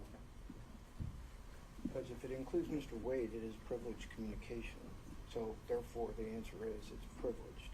If it excluded Mr. Wade, that would be a different appropriate question. And I just want to say, the answer is either it came from privileged information or it's hearsay. That's it. He's already testified that he has no personal knowledge. Unless it's for impeachment at this point, but, Mr. Sato, I think that might be too fine a distinction for me to see the need for the question. I think I'm failing to see the difference. Well, I'm not asking respectfully, I'm not asking you to see the difference. I'm asking whether I can ask that question and elicit a response which doesn't elicit the actual communications, which is what I'm attempting to do. And if Your Honor says I can't, then I'm finished. And I think that this was another aspect of what came up before, which is, in my mind, even confirming the existence of the information goes into privileged communications, whether he does or does not possess information. If it came from that relationship, that's part of the privilege as well. So if I make that clear, then So you're sustaining what the objection would be. That's right. It'd be sustained on privilege. And of course, all the questions that we're Reserved for talking the about record. as far as the foundation about when things are said and what is said, you're going to go into, if I understood correctly, ex parte in camera with the two exhibits we've talked about. That's right. My intent would be to make a record of the knowledge of when it was obtained and the extent of it and the different sources, and that'll be sealed. And what was actually said. That's right. So I guess my question to the court before I sit down is, if hypothetically you learn through this in-camera ex parte examination that the information that this gentleman has through the attorney-client privilege is in fact inconsistent with what Mr. Wade testified to under oath, then the court is going to then make a determination of whether it can be used here or whether it just remains in the record sealed. So my intent would be to make the distinction of, from the in-camera hearing, if I still determine that everything is covered by privilege, then anything else that is said cannot go into the factual determinations or credibility determinations that need to be made. And so just the issue of whether the privilege did or did not exist is preserved. So, again, just to follow through to make sure. So if the court knows that there's been a fraud upon the court through the lie of Mr. Wade, none of us are going to know that that in fact occurred, and the court's going to be in a position of making a determination on the motion, even though the court knows that it doesn't have all the information, truthful information. I'll take a closer look at the case law you provided to see if that is actually a variation of the crime fraud exception. And I'll apply the crime fraud exception as I see it. Right. And again, I'm not suggesting it is a variation. It is totally separate from crime fraud. It has nothing to do with using the legal advice of the attorney in order to commit a crime. It's you go ahead and commit fraud or lie to the court when you fully know that someone, your attorney, has information which is counter or inconsistent with what you've testified to. And to that end, Mr. Sadout, that is something that you can, I mean, I've got this case from Ohio, but if you can find something more on point in Georgia before we schedule Other this than for the one I argument. gave you, The Coca-Cola one? the 1935 case. The Atlanta Bottling Company? I don't think I went that far. I think it just kind of said the sword and shield language, and it didn't go so far as to say that there's this alternative theory about fraud upon the court. But we can flesh that out in our research. I appreciate it. Thank you. Okay. Mr. Stockton. No question, Judge. Mr. Durham. No question, John. Mr. McDougald. No questions, Your Honor. Mr. Rice. And a few questions, Your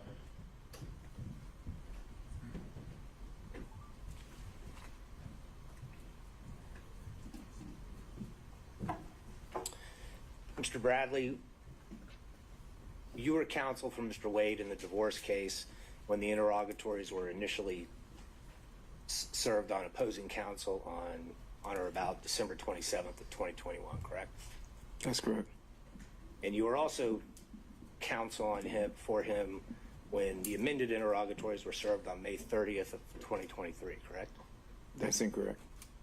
So you ceased representing him sometime before May 30th of 2023. That's correct. At any point during the divorce proceedings, was a pleading filed with the court or a paper served on opposing counsel that purported to have your signature that you were not the one that signed or authorized your signature on it? Say that again? Did anyone sign your signature without your authorization on any pleading or any other paperwork served on opposing counsel in the divorce proceeding?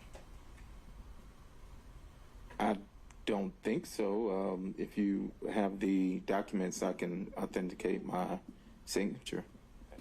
And you have testified that you also practice criminal law and divorce law and perhaps other types of law as well. That's correct. And are you aware that OCG 16-6-19 defines adultery as a misdemeanor crime in the state of Georgia? If you say so, yes, sir. Go ahead. Okay. Judge, I would ask the court to take judicial notice of that. For what relevance? Judge, I think it does go directly to the crime fraud exception. Because before we draw objection, because if Mr. Wade was providing information to him, to his counsel about his intent to either commit adultery or that he was committing adultery, then that would be a misdemeanor crime. It would implicate the crime fraud exception. And additionally, as we know from yesterday's evidence, Let me pause you there. Isn't adultery, as a statute, just on its face, been found unconstitutional? You can't actually charge anyone with adultery anymore? It is still current in the Then it state. can't be a crime. It is still a current charge. Let's move on to that next argument. Additionally, Judge, with regard to the interrogatories, we have 3 different sets of interrogatories that were filed that came into evidence yesterday, 21, May of 23, December of 23, that contain false information. We also have the January of 24 that contains the invocation of privilege. So to the extent that this witness has information, both with the original interrogatories that were filed in December of 2021, and frankly with regard to the later ones, even though he wasn't counsel, that would be a false swearing and fraud on the court, which again is a criminal offense, and therefore the crime fraud exception would apply as well. Okay. Understood. No further questions, Your Honor. Okay, Mr. Gillen.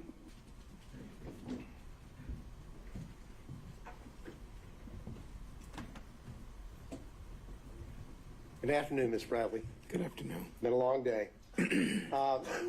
When did you sign your engagement letter with Mr. Wade to represent him in divorce proceedings?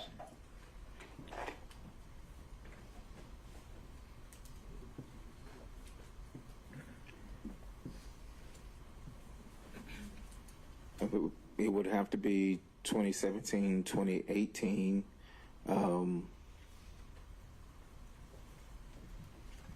Same time frame, 2017, 2018. So did you sign or have signed an engagement letter to represent him, or are you just speculating? I can't recall. I mean, we were in a, we shared space. I can't recall if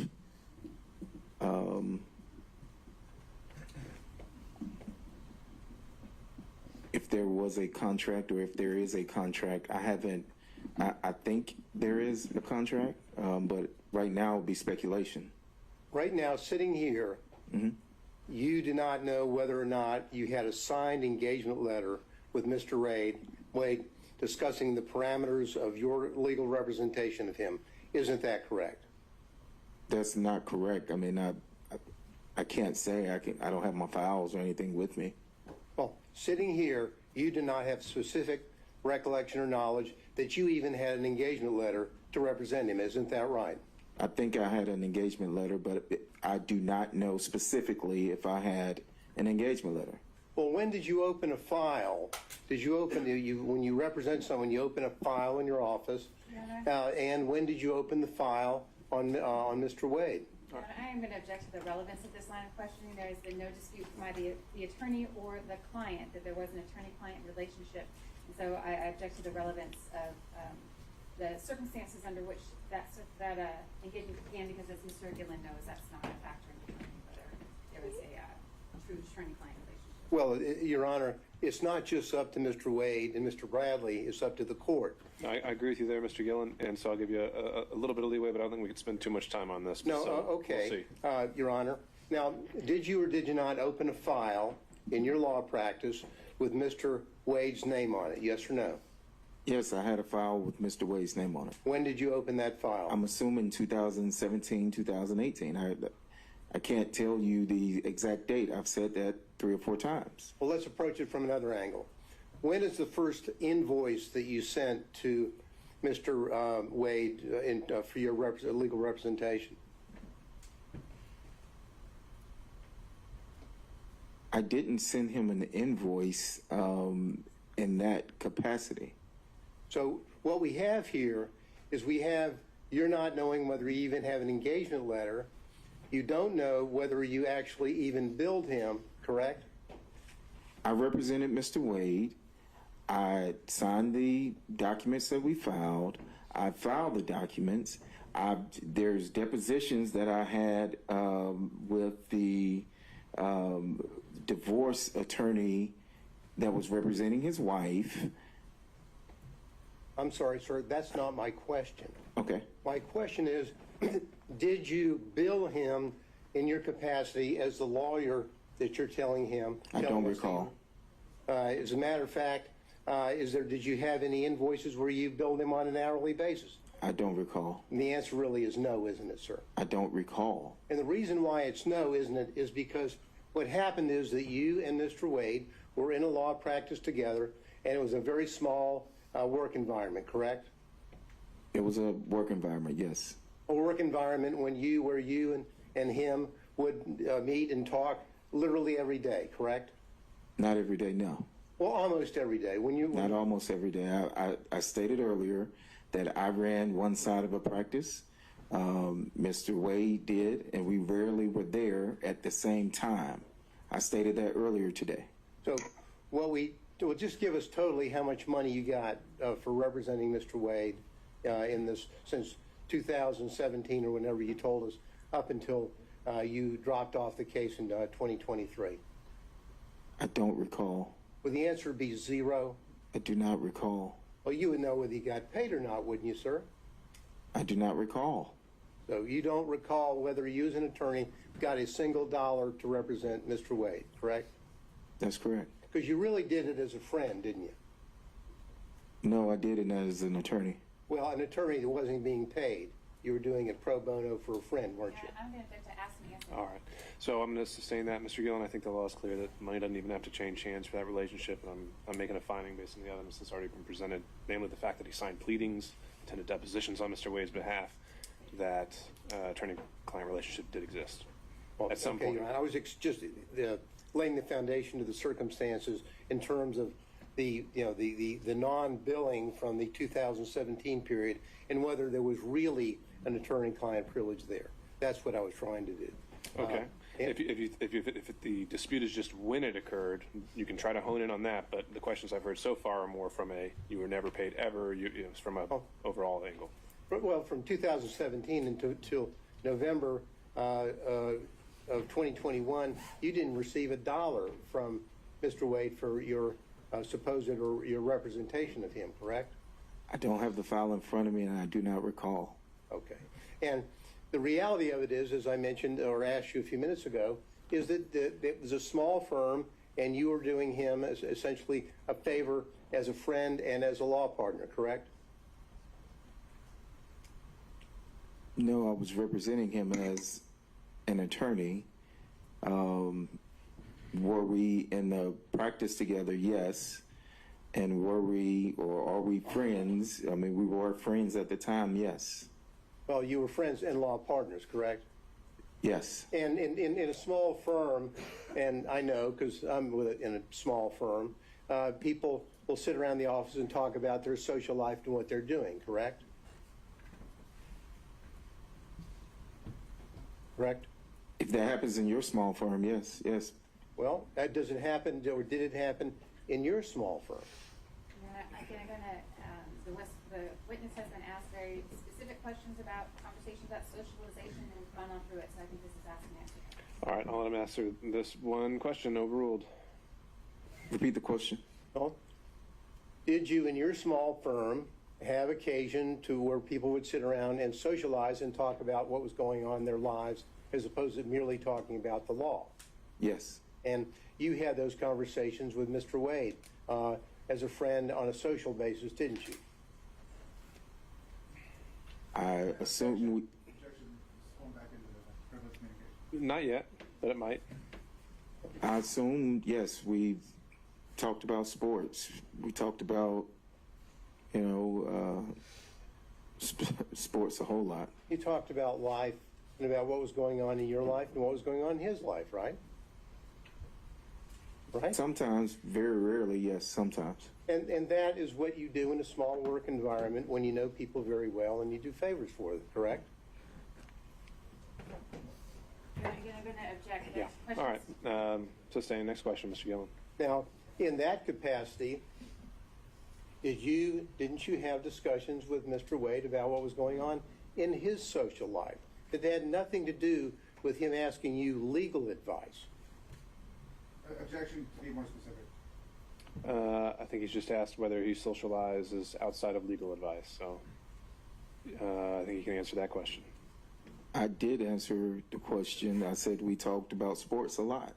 And I'm asking, sports is one thing. The social life, did you talk about each other's social life, like Mr. Wade, and who he was dating? All right. So that'll be sustained on privilege. Your Honor, just for the record, I would state that my objection would be that the privilege only protects communications in furtherance of seeking out illegal advice, not talking about something that might be personal or confidential. And that's the distinction that I would draw. I think that's an accurate legal point. However, I think the witness has already been questioned and testified on this point. Thank so, you. Next question. Now, you got into the fact that you were the initial attorney on the divorce case, correct? That is correct. Now, did you and Mr. Wade, without getting into discussion, did you and Mr. Wade together prepare his responses to the interrogatories which were filed initially in the divorce case? I'm assuming we, Objection, he's asking about the interrogatory responses, preparation of the case in the divorce case. I mean, that's all covered under attorney-client law. Mr. Gillen? Well, I don't think it's attorney-client. Did they meet together? And when the interrogatory answers were filed, did he file them, and did he do that in concert with his client? There's nothing privileged there. Did they meet and work together, and that work taking the form of them talking back and forth to each other on the right responses? I'll change it a little bit. Did you review yourself the interrogatory responses given in the divorce case? I did. And whatever knowledge that you had when you were involved in the interrogatory responses, you had the knowledge of all that material or information that you had without getting into the content. Objection. You had all of that knowledge and Question. information. I'm sorry, let me get my question out That's what I before was trying to he say. objects. And when you filed those interrogatories, you had all the knowledge and information that you would obtain from Mr. Wade from 2017 up until the date the interrogatories were filed, didn't you, sir? Okay, so that's the follow-up question to that is going to be incorporating knowledge learned during communication. So No, I'm not going to have a follow-up question. I just want to know whether is that the case? When he filed the interrogatory forms, he had all of the information that he had discussed with Mr. Wade from 2017 up until the time. That's it. That's my final question. Okay.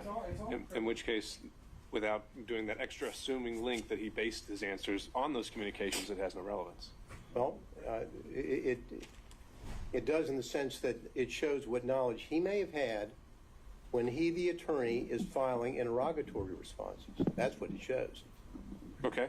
I'm still not seeing the relevance of his knowledge as the attorney filing the responses, unless you're linking this back to Well, Mr. Wade. it gets back, Your Honor, to whether or not, if you're an attorney and you're filing an interrogatory response, which you have reason to believe, or specific information to know that certain responses are not accurate, then you shouldn't be filing them.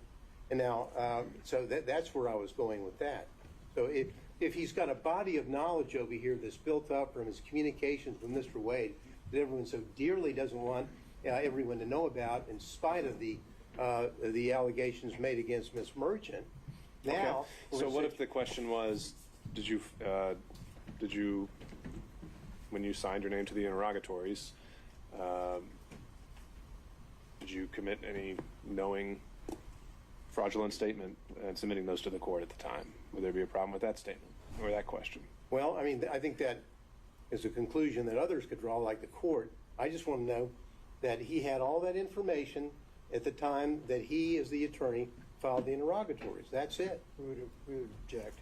This does fall under attorney-client, and he is making presumptions about when information may have or not have been disseminated to Mr. Bradley in his capacity as attorney. He didn't have to know about anything at the time of, in the middle of, at the end of, or he may never have had that information. There's too much presumption associated with it. The whole matter is covered under privilege. One comment on that, Your Honor. We have spent almost a day talking about trying to block public the dissemination of what Mr. Wade said, either as an attorney or in any capacity, about his relationship with Ms. Willis prior to November the 1st, 2021. And questions about discussions in 2019, all objected to, claiming the privilege. And now to say, well, that doesn't mean that he learned something after. I'm talking about, what did you know at the time the interrogatories were filed? And everything that now they're claiming privilege, well, that's fine. The court will address that in chamber and in due course. What did you know? I'm sorry, Mr. Gillen, I really don't see the distinction. So your question's noted for the record and your objection as well. All right, and I'll follow up with this. Now, you're leaving removing yourself from the case, the divorce case, correct? You withdrew from the divorce case, correct? Correct. Did you do that as a result of your concern about any of the accuracies or representations which had been made by your client in the divorce case? No. Okay, so that's going to cover communications during the relationship? Well, Your Honor, hypothetically, not saying this is the case, hypothetically, if Mr. Bradley, knowing, let's say hypothetically, that he speaking with Mr. Wade, was aware that the intimate or personal relationship, romantic relationship, existed prior to November the 1st, 2021, and started in 2019 or 2020, if he's armed with that information that he's obtained from Mr. Wade, but Mr. Wade would want to insist on responding to interrogatories which were contrary to the information that Mr. Bradley would have, then I'm asking him whether he took steps as an attorney to say, I cannot be a part of that or countenance that, therefore I'm withdrawing from the case. Sure. I still see that as covering their communications.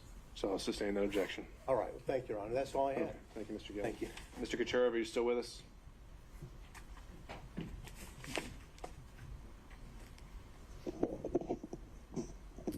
Anyone on behalf of Mr. Floyd still joining us? All right, moving on. Mr. Cromwell. Just two brief questions, Your Honor. I think everybody's exhausted with this line of questioning. Let me go on, Mr. Bradley. When did you withdraw from Mr. Wade's divorce case? I don't have it in front of me. I don't have the file.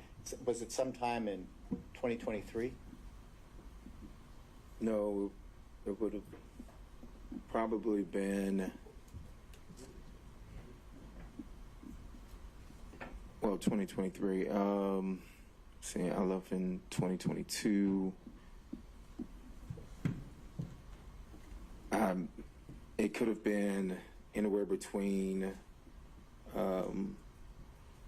July of 2022 and maybe December of. It wasn't. I don't have the accurate date, but it wasn't when I left, and it wasn't. Make it easier for you. Okay, all right. You were not his divorce lawyer at the time the interrogatory responses were filed in May of 2023. Is that true? Oh no, I was not. Okay, yes. And as of today's date, Mr. Wade is still a married man. Would you agree? I haven't kept up with the divorce proceedings, but I think they're still open. Okay. So, and if they're still open, that means he's still a married man. Yes, that's correct. So, if the fact that in a pleading there is a reference to the marriage is irretrievably broken, that doesn't mean the marriage ends, does it? I guess you have to ask the judge that's handling the case. Well, it doesn't end until there's actually a divorce decree signed by a judge. Would you agree? I would agree. All right. Thank you. Okay, Ms. Cross, were you taking? I am, Your Honor, and I'm going to have a minute. My cross-examination might be a long one. So we can go for about an hour and a half. Can I have just a 5-minute break? Sure. All right, we'll be back in 5.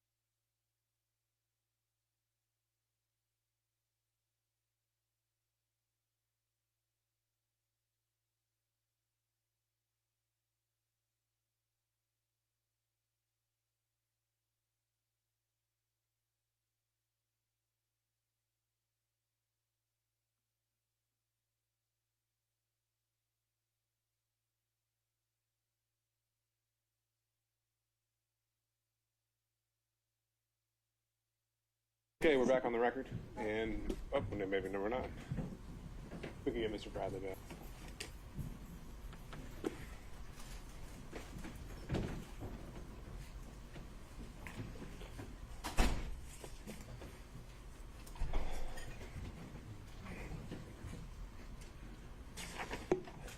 While he's coming out, Ms. Merchant, for planning purposes, based on how Mr. Bradley's testimony was presented, do you anticipate calling any further witnesses?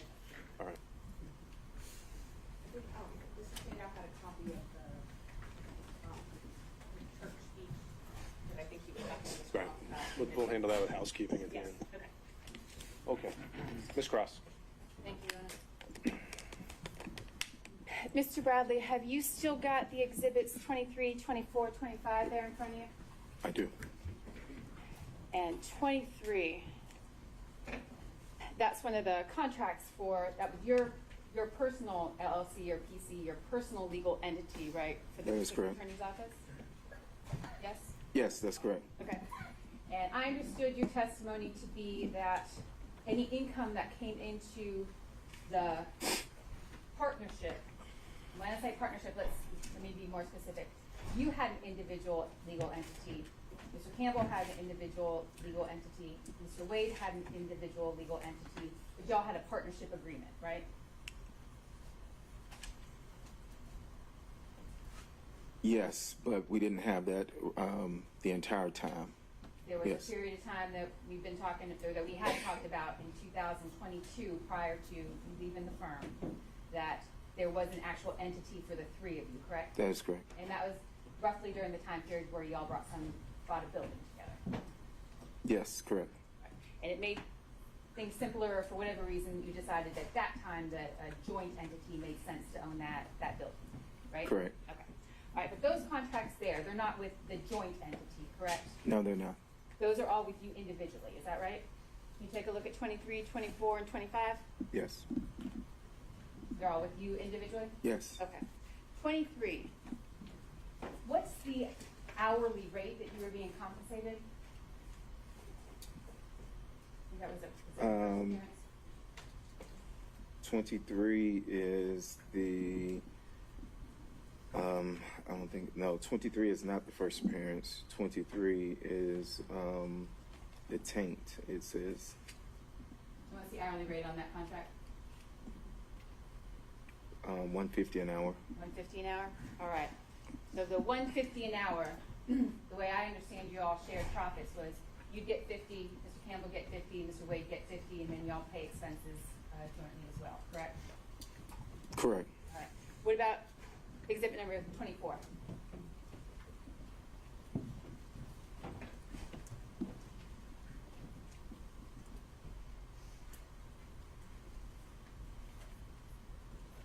It seems to be the same. Same amount? I don't know if it's the same amount. I'm interested in the amount. Can you Oh, tell me? no, the amount was $65 an hour. $65 an hour? Mhm. All right. That's not a particularly high rate for an attorney in the Atlanta metro area, correct? No, it's not. All right. Was that a government rate that you were willing to accept at that time? Yes, that is correct. All right. And so the $60 you're getting for that contract, again, that's split three ways, you, Mr. Wade, and Mr. Campbell, correct? That is correct. So when you were being Minus asked- expenses and stuff like that, but yes. Exactly. That was the income, and then expenses come from that, and then profits, whatever's at the end, correct? Correct. All right. So when you were being asked questions about Mr. Wade, I think the phrasing, and I object to, but I think you might recall the question, Mr. Wade brought you this contract, or Mr. Wade got you this contract. Do you remember those questions? Yes, I do. All right. So we're talking then about a split among the three of you of about $20 a piece, right, for that particular contract? For this one, yes. All right. What about 24? You got 24 there? I'm sorry, 25. Have you got that in front of you? I do. What's the hourly rate on that one? It's $150. 150 on that one too? All right.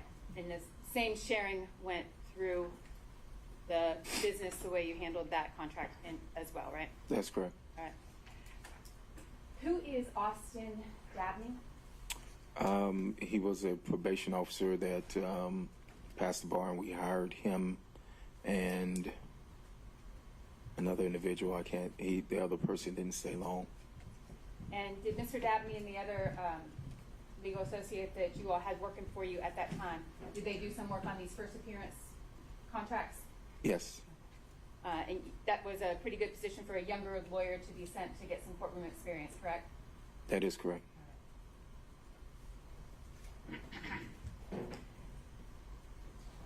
2020, you're aware that Mr. Wade had a serious illness during that time? I'm aware. And you and Mr. Wade, I think you described your relationship in a lot of details earlier about specific circumstances. But you were business partners in, let's say, up till the time you left in summer 2022, correct?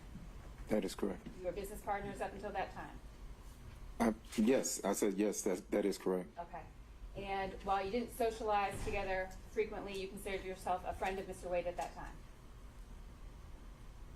Yes, we were friends at the time, yes. All right. You are no longer business partners. That is correct. You are no longer friends.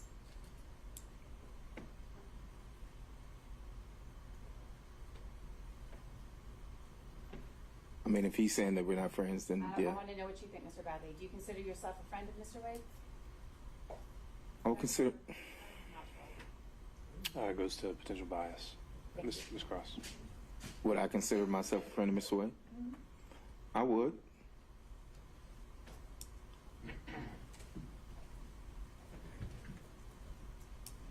You were asked questions, Mr. Bradley, about the circumstances under which you left the firm. Do you recall those questions? I do. All right. And you left the firm. The firm remained the same as far as other employees, Mr. Wade, Mr. Campbell, as the named partners of the firm. You were the one who left, correct?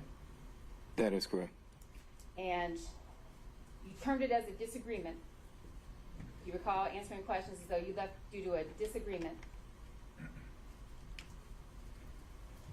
Yes? Yes, And that disagreement was that there was an allegation of sexual assault by an employee made against you, correct? that is incorrect. There was not an allegation that you sexually assaulted one of the employees in the firm.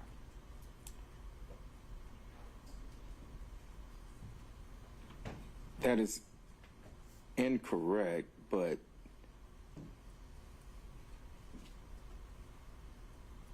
yes, yes, Yes, there was an allegation that you sexually assaulted a member of the firm, correct? yes, there was an allegation, yes. And as a result of that allegation, you left. I did. You were no longer business partners with Mr. Wade. That is correct. The firm remained intact, and in fact, the employee involved remained with the firm, correct? I'm not certain of that. They did leave the building, of course, and I don't know. Some of the employees did leave. Mr. Bradley, you in fact paid that employee $20,000, correct? That is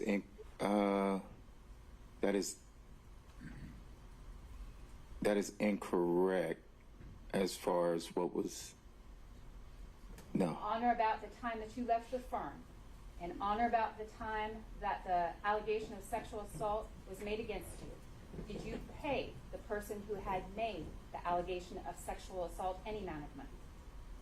There was money left in an escrow that belonged to me. I don't know what that amount was.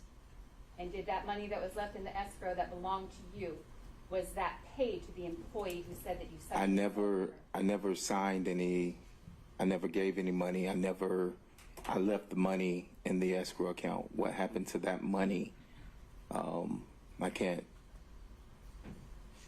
don't know what happened to it. For what purpose did you leave the money in the escrow account when you left the firm? I left the money in the escrow account. For what purpose, sir? There was no purpose. You just left the money in the escrow account? Yes. If there's no connection to the money you left in the escrow account and the allegations of sexual assault that an employee of your firm made against you, why was it that you brought to my attention, or why did you respond the way you did about money in an escrow account when my question was, did you pay this employee any money? I didn't hand any money. it was money from an escrow account, to my knowledge.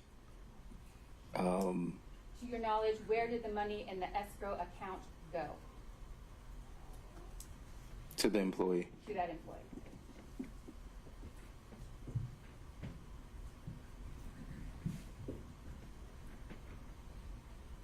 Was there one allegation or one incident of sexual assault with this employee, Mr. Bradley, or was there more than one? It's one incident. There were not two. To my knowledge, there were not 2 incidents. No. I'm asking for incidents that you have been involved in. Were there 2 incidents where you sexually assaulted this employee?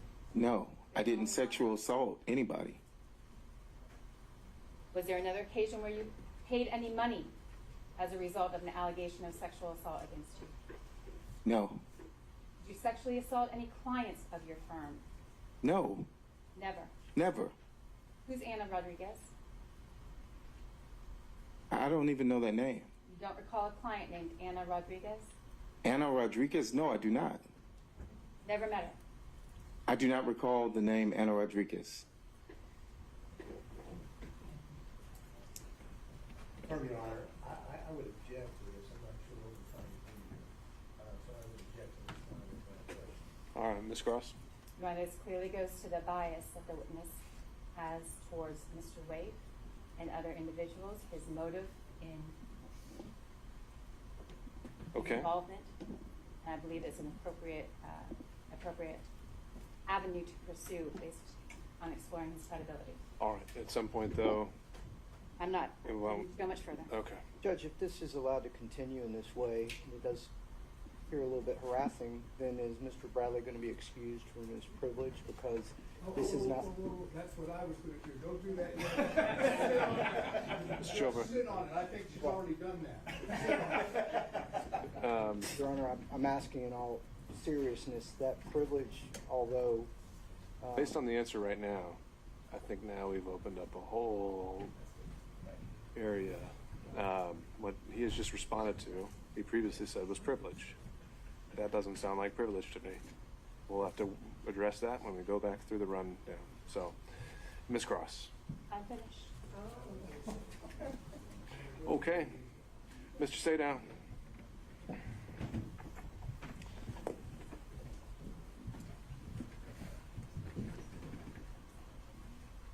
You were accused by Mr. Wade of misconduct in the course of your representation of Mr. Wade, correct? I was not accused by Mr. Wade, no. Who accused you? Did Mr. Wade not, based on the questions were just asked, did Mr. Wade not bring to your attention these sexual assault allegations?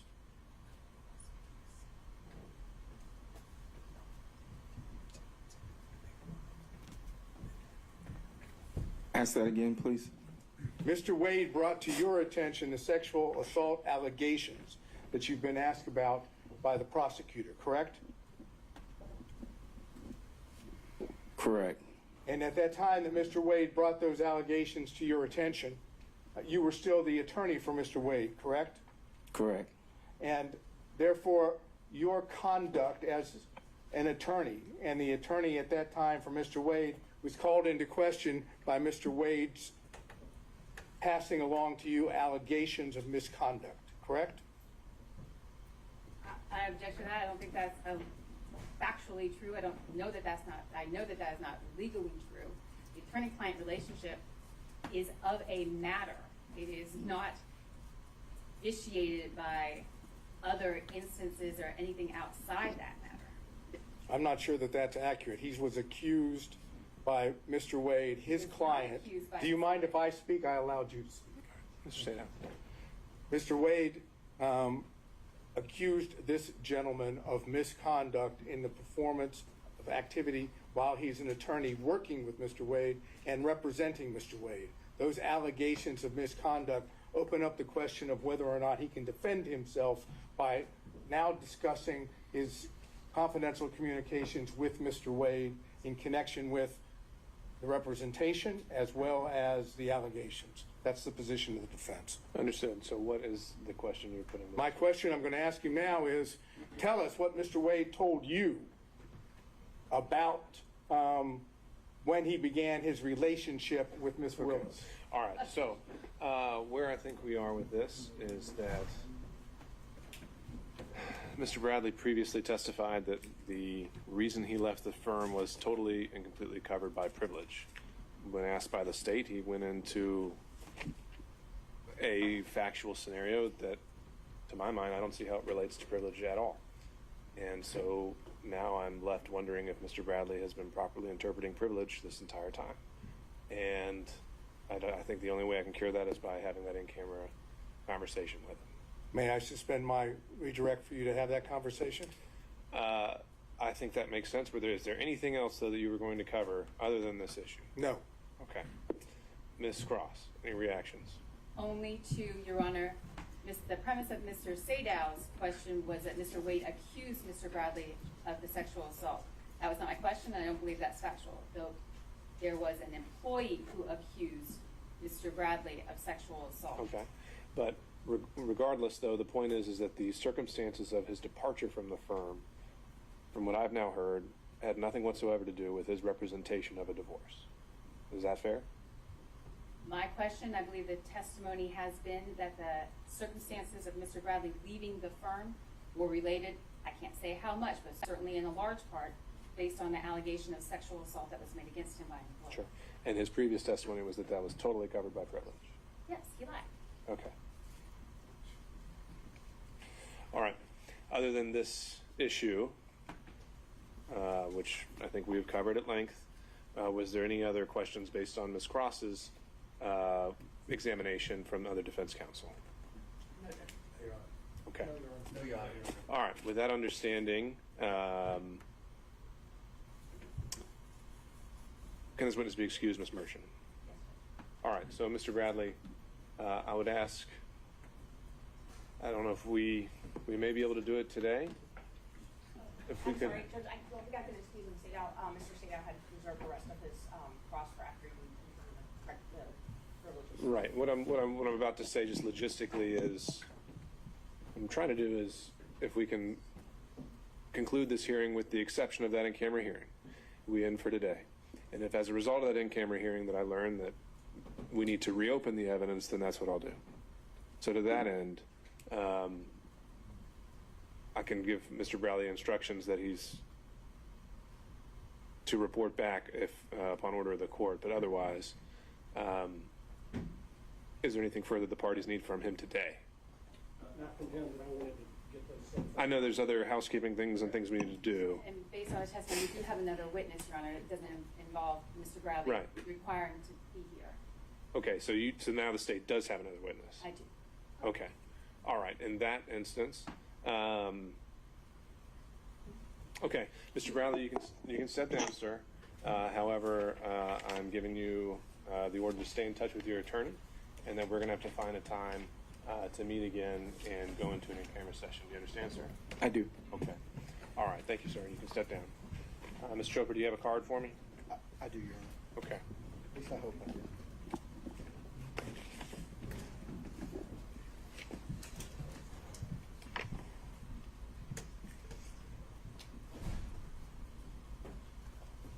I'm the worst lawyer on earth. I usually just tag bus stations with my You can number. write down your contact information for us? I will.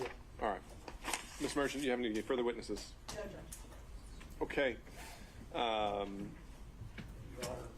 on the issue of the Bill Selinsky, 1006, first 611, we're not going to call him. We think the chart, the foundation, the source of the chart is sufficiently in evidence, and we can just use the chart during argument under a 611 demonstrative. Okay. And any objection to this entry as a demonstrative, Ms. Cross? No, Your Honor. Given the parameters we discussed earlier. Okay. Can we go ahead and mark that an exhibit and make it part of the record in advance of argument, since I don't know when we're going to be able to have that scheduled. I think this would be Defense Exhibit 28. But let me go down the order just so we're staying organized. Ms. Merchant does not have any further witness. Excuse me. Ms. Merchant, on behalf of Mr. Roman, has no further evidence. Mr. Sadow. Your Honor, we are in the process, if the court will allow us, to obtain certain phone records we'd like the record kept open for the introduction of those phone records. We have them in draft, I say draft, we have them informally, we do not have certification. And they would deal with, you'll remember I asked Mr. Wade about certain activity down in Hapeville during the time period, and it deals with that specific time period. So we're talking about February to March of 2021 to November 1st of 2020. And is it your intention that you would want to introduce these solely as an exhibit, or you think that this should reopen and bring us back for an entirely new evidentiary day with witnesses? I think that we would want to, if what we believe is there, based on our preliminary research, is there, we'd like to reopen and be able to introduce the records and someone to explain what it means. But Sir, that's it. State certainly, I'm sorry, were you finished, Mr. Sagan? I believe so. All right. State will certainly have an objection to that. This hearing has been set. We haven't seen the records, so I don't know if I have any objection to what they are. But the day has been set for quite a while. We object to leaving the evidence open for any purpose. Okay. And Mr. Sadon, when did you first go about trying to obtain these records? I know it's also the Delta records. As soon as we got a hearing date and the state's response, so what happened was when the state responded, I think it was February 9th, and admitted to the relationship, but put parameters on the timing, I sent some subpoenas out in response to that, so that was February 9th. Problem is, Delta, AT&T, all these folks aren't super fast about that. And so I know Delta, we're also waiting, I wanted to remind the court, waiting for those records to be submitted in. And AT&T actually emailed me these phone records yesterday morning on the way to court. Okay. All right. Any further exhibits that are self-authenticating? If counsel are able to provide those, obviously serve those on opposing counsel, and then before sending them over to us, let us know whether they would be tendered with or without objection, just purely on authentication or hearsay issues or relevance. We can make those part of the record, and I'll reserve whether this reopens a full hearing format, but the exhibits themselves I'm willing to have come into the part of the record, but there will be a cutoff point very soon as we schedule argument. All right. Any other evidence, Mr. Sadow, then? No, Your Honor. So that would be cell records. Mr. Stockton, any evidence? All right. Mr. Durham, if you're still with us. No, Your Honor. All right. Mr. McDougald? Certified copies I mentioned to Your Honor yesterday, Your Honor. Okay. And why don't you lay those out for the record?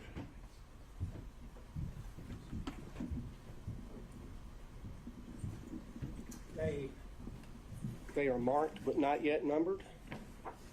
I believe our next exhibit would be 29. 28, I just said, was Mr. Gillen's demonstrative, just so I'm keeping it straight. And so I previously provided these to the prosecution. 29 would be a certified copy of County Code Section 2-68. Okay. 30 is a certified copy of County Code Section 2-69. 31 is a certified copy of County Code Section 2-79.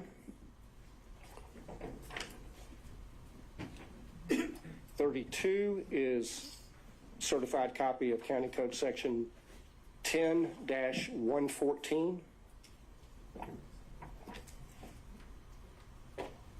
33 is a certified copy of County Code Section 10-115. 34 is a certified copy of County Code Section 102-464.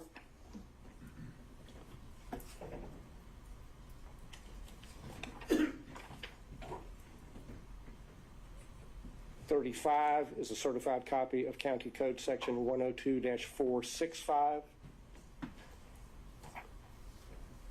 36 is a certified copy of County Code Section 102-466. And 37 is a certified copy of a emergency motion by non-party deponent for protective order filed on behalf of DA Willis in the Wade divorce case. Okay. Ms. Cross, objection to defense exhibits 32 through 37. I object to their relevance, and I will take I will take opposing counsel's representation that the pleading is complete and accurate as it was filed, and object to the relevance of that as well, but not the authentication. Okay. All right. We'll note the objection for the record, and we'll admit them for whatever weight they're due. So defense exhibits 32 through 37 are admitted. If you could hand those to Madam Court Reporter. Any further evidence, Mr. McDougall? No. Okay. Mr. Rice? No, Your Honor. Mr. Gillen? The demonstrative 38 or 28? Okay. And do you have a physical copy for us already? Great. All right. Do we still have Mr. Kucherov with us on Zoom or anyone else on behalf of Mr. Floyd? He's not on any longer? All right. I'm being informed that he dropped off Zoom, and so I'll make a finding that he voluntarily has absented himself from this hearing. Mr. Cromwell? No evidence, John. Okay. Ms. Cross, back to you. If the defense presentation of evidence is done, I'd ask that all of the witnesses who had been subpoenaed but not called now be released. I think that's fair. Ms. Merchant, any reason to hold on any of those witnesses? Okay. And the state has 2 short witnesses, and that's it. Okay, you may call your next witness, Ms. Cross. Next witness for the state is Austin Dabney. Your Honor, these witnesses are going to be Impeach the testimony of Mr. Dabney? on a collateral matter. We'll wait and see. Okay.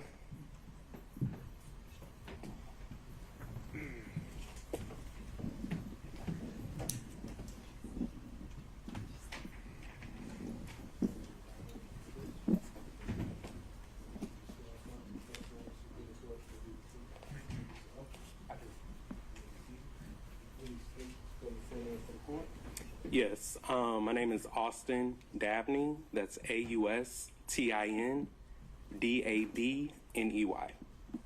Good afternoon, Mr. Dabney. Good afternoon. I want to direct your attention. Well, first of all, how are you employed? I am employed right now. I have my own firm. You're a lawyer and you've got your own law firm? That's correct. All right. I want to direct your attention to 2000 and 2021, 2022. What was your employment at that point? Yes, I was employed with the Wade Bradley Campbell firm. And that's Nathan Wade, Terrence Bradley, and Chris Campbell? That's correct. All right. And what did you do in that firm? I was an associate attorney. All right. And don't need a whole lot of detail, but generally speaking, who in the firm did you work for? What kind of matters did you handle? Well, I believe I worked for all of them equally. They would all give me tasks to do, which court dates to go to, what cases to work on.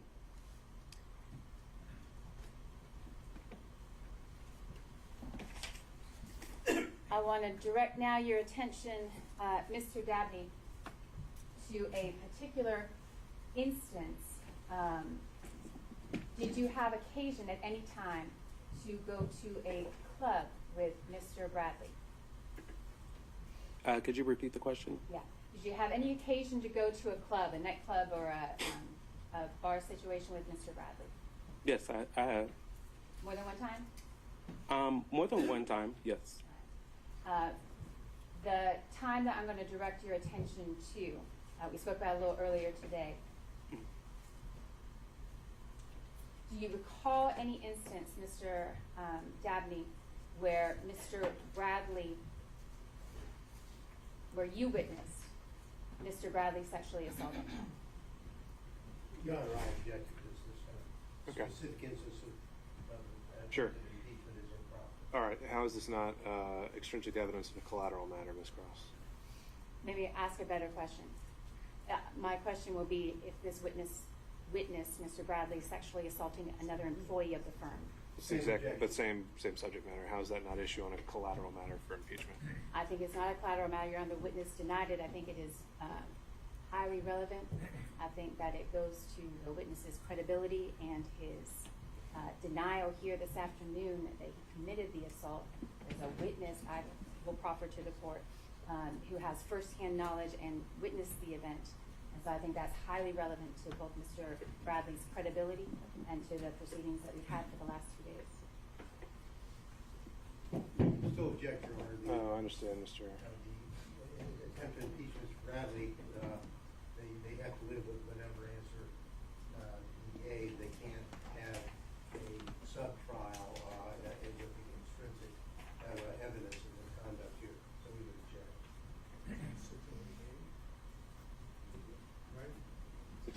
608A.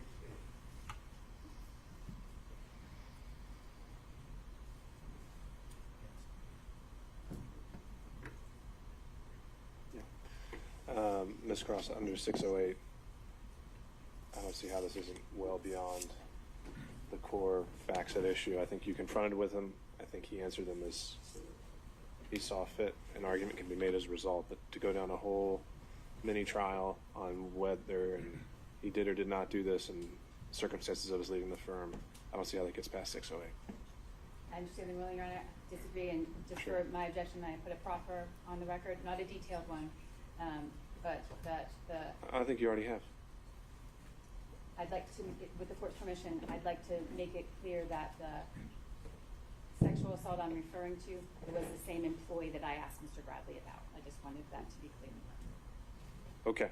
All right. Understood. Is there anything else that is relevant to this witness? Given the court's ruling, no. All right. Questions from defense counsel?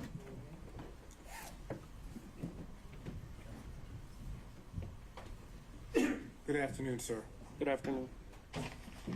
When did you start working at the law firm? I believe I started working, to my recollection, in March 2021. Okay. And at that time, do I understand that there was what I would call a three-way partnership or sharing arrangement at the law firm?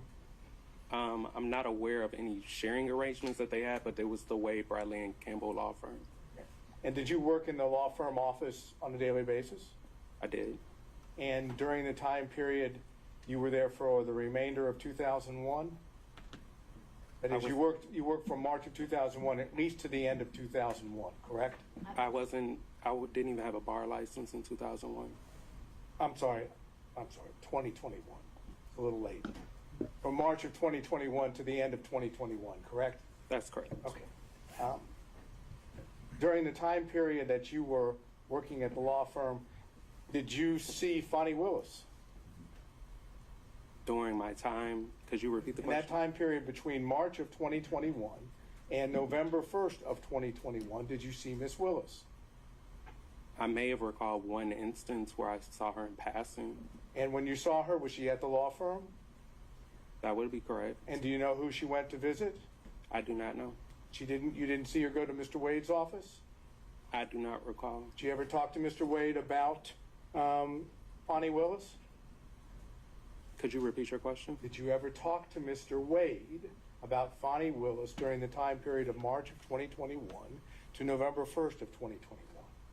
No. Did you know they were dating? No, I did not.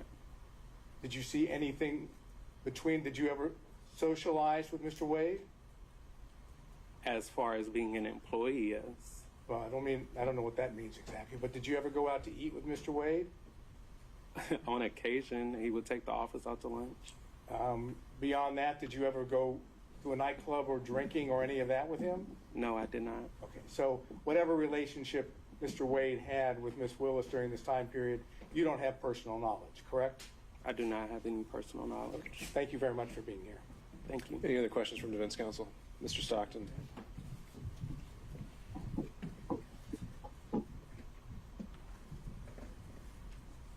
When you started in March of 21, was that just you gave them a resume and started working there? I don't understand your question. When you started working there, is it a situation where your first day on the job is the first day you may have met him or shortly before you met him? Again, I don't understand what you're asking. Let me back up. Did you know Mr. Wade or any of his partners prior to March of 21? Yes, I did. How did you know them? In a professional capacity. I used to be a community supervision officer with the Georgia Department of Community Supervision. And where would that have been out of? Fulton County? Cobb County. How long did you know Mr. Wade prior to that? I didn't see Mr. Wade in my professional capacity. I thought you were asking about all partners, but if you're only asking about Mr. Wade, if you could please clarify. Okay, so you went to work for Mr. Wade in March of 21, correct? I went to work for the Wade Bradley Campbell firm. Okay. Prior to that, how long did you know Mr. Wade? I did not know Mr. Wade prior to that At all? at all. No further questions? Any other counsel? All right, seeing and hearing none. Any redirect, Ms. Cross? No, Your Honor, subject to the court's ruling. All right, can this witness be excused? May. All right, thank you, sir. Thank you, Your Honor. Next witness, Ms. Cross. I believe I know the court's ruling, so let me proffer that the next witness the state would call would be Anna Rodriguez.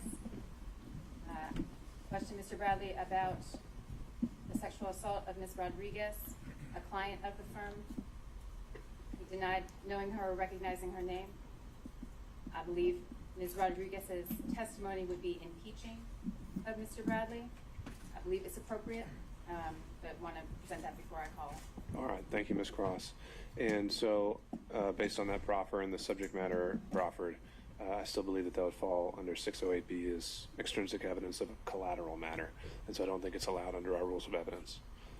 Understanding that, I just make a proffer on the record that Ms. Rodriguez would testify that Mr. Bradley sexually assaulted her. She was a client at the time.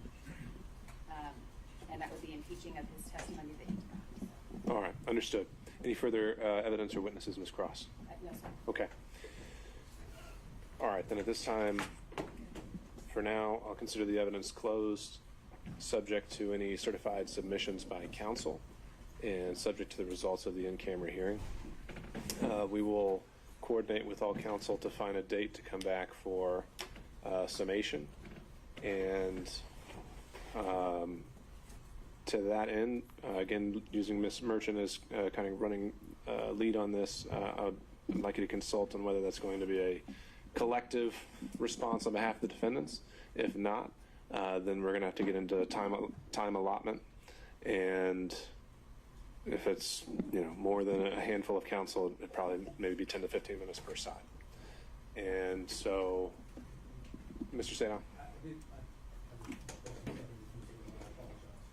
did you say this might happen? We'll follow up by email so we can coordinate with everyone's schedules. I want to make sure we have our same court reporter as well, so that the record is all in one place.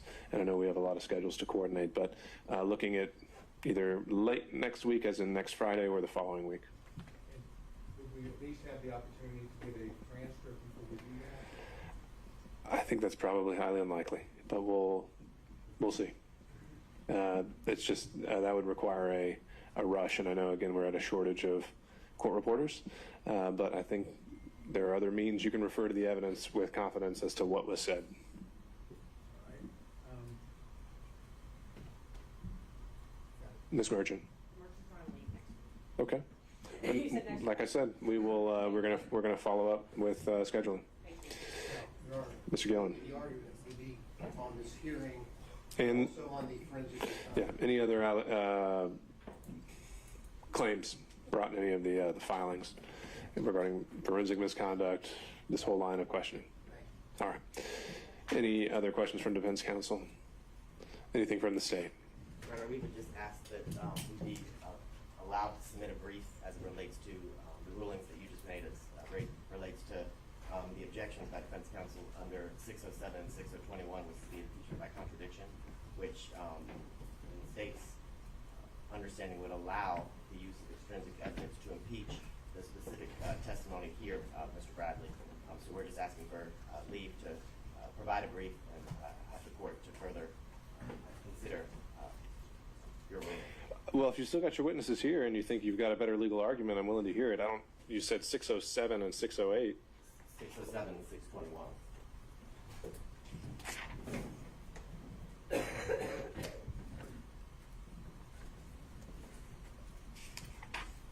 Okay, I see 621 and I see 608. And in both of those instances, they allow testimony that related to the testimony of another witness here, Mr. Bradley, that we can prove this is patently false, as he testified that he didn't commit a sexual assault and that he didn't pay off witnesses and things of that nature. okay, and how do you get around 608B's prohibition on extrinsic evidence of collateral matters? Both 607 and 621 allow the use of extrinsic evidence to specifically impeach facts known to be false. But if that held true, respectfully, that would mean that any time a witness denied something, you'd be able to, of a matter testified to, you'd be able to impeach with extensive evidence, and that's, respectfully, that's not. Well, here's what I'm fine with. Mr. Abadi, if you want to submit that brief on purely legal argument, you can, but I don't want to have this as a vehicle to essentially put forth an extended and long-winded proffer of what you expected the evidence to be. So if you think I've made a legal error on that point, feel free to brief it, and we can reopen the hearing if that's legally invalid. Okay? All right. Mr. Chopra, is your client still here? I believe so, Your Honor, but I'm sorry. They went in the That's fine. If he is still here, let's relocate to the jury room. Certainly. Okay.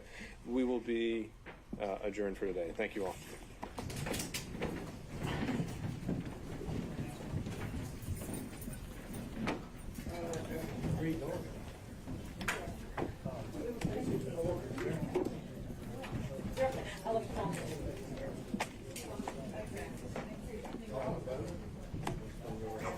Miss Taylor, I don't, it logged out on me. Do you think do you think it lost battery or?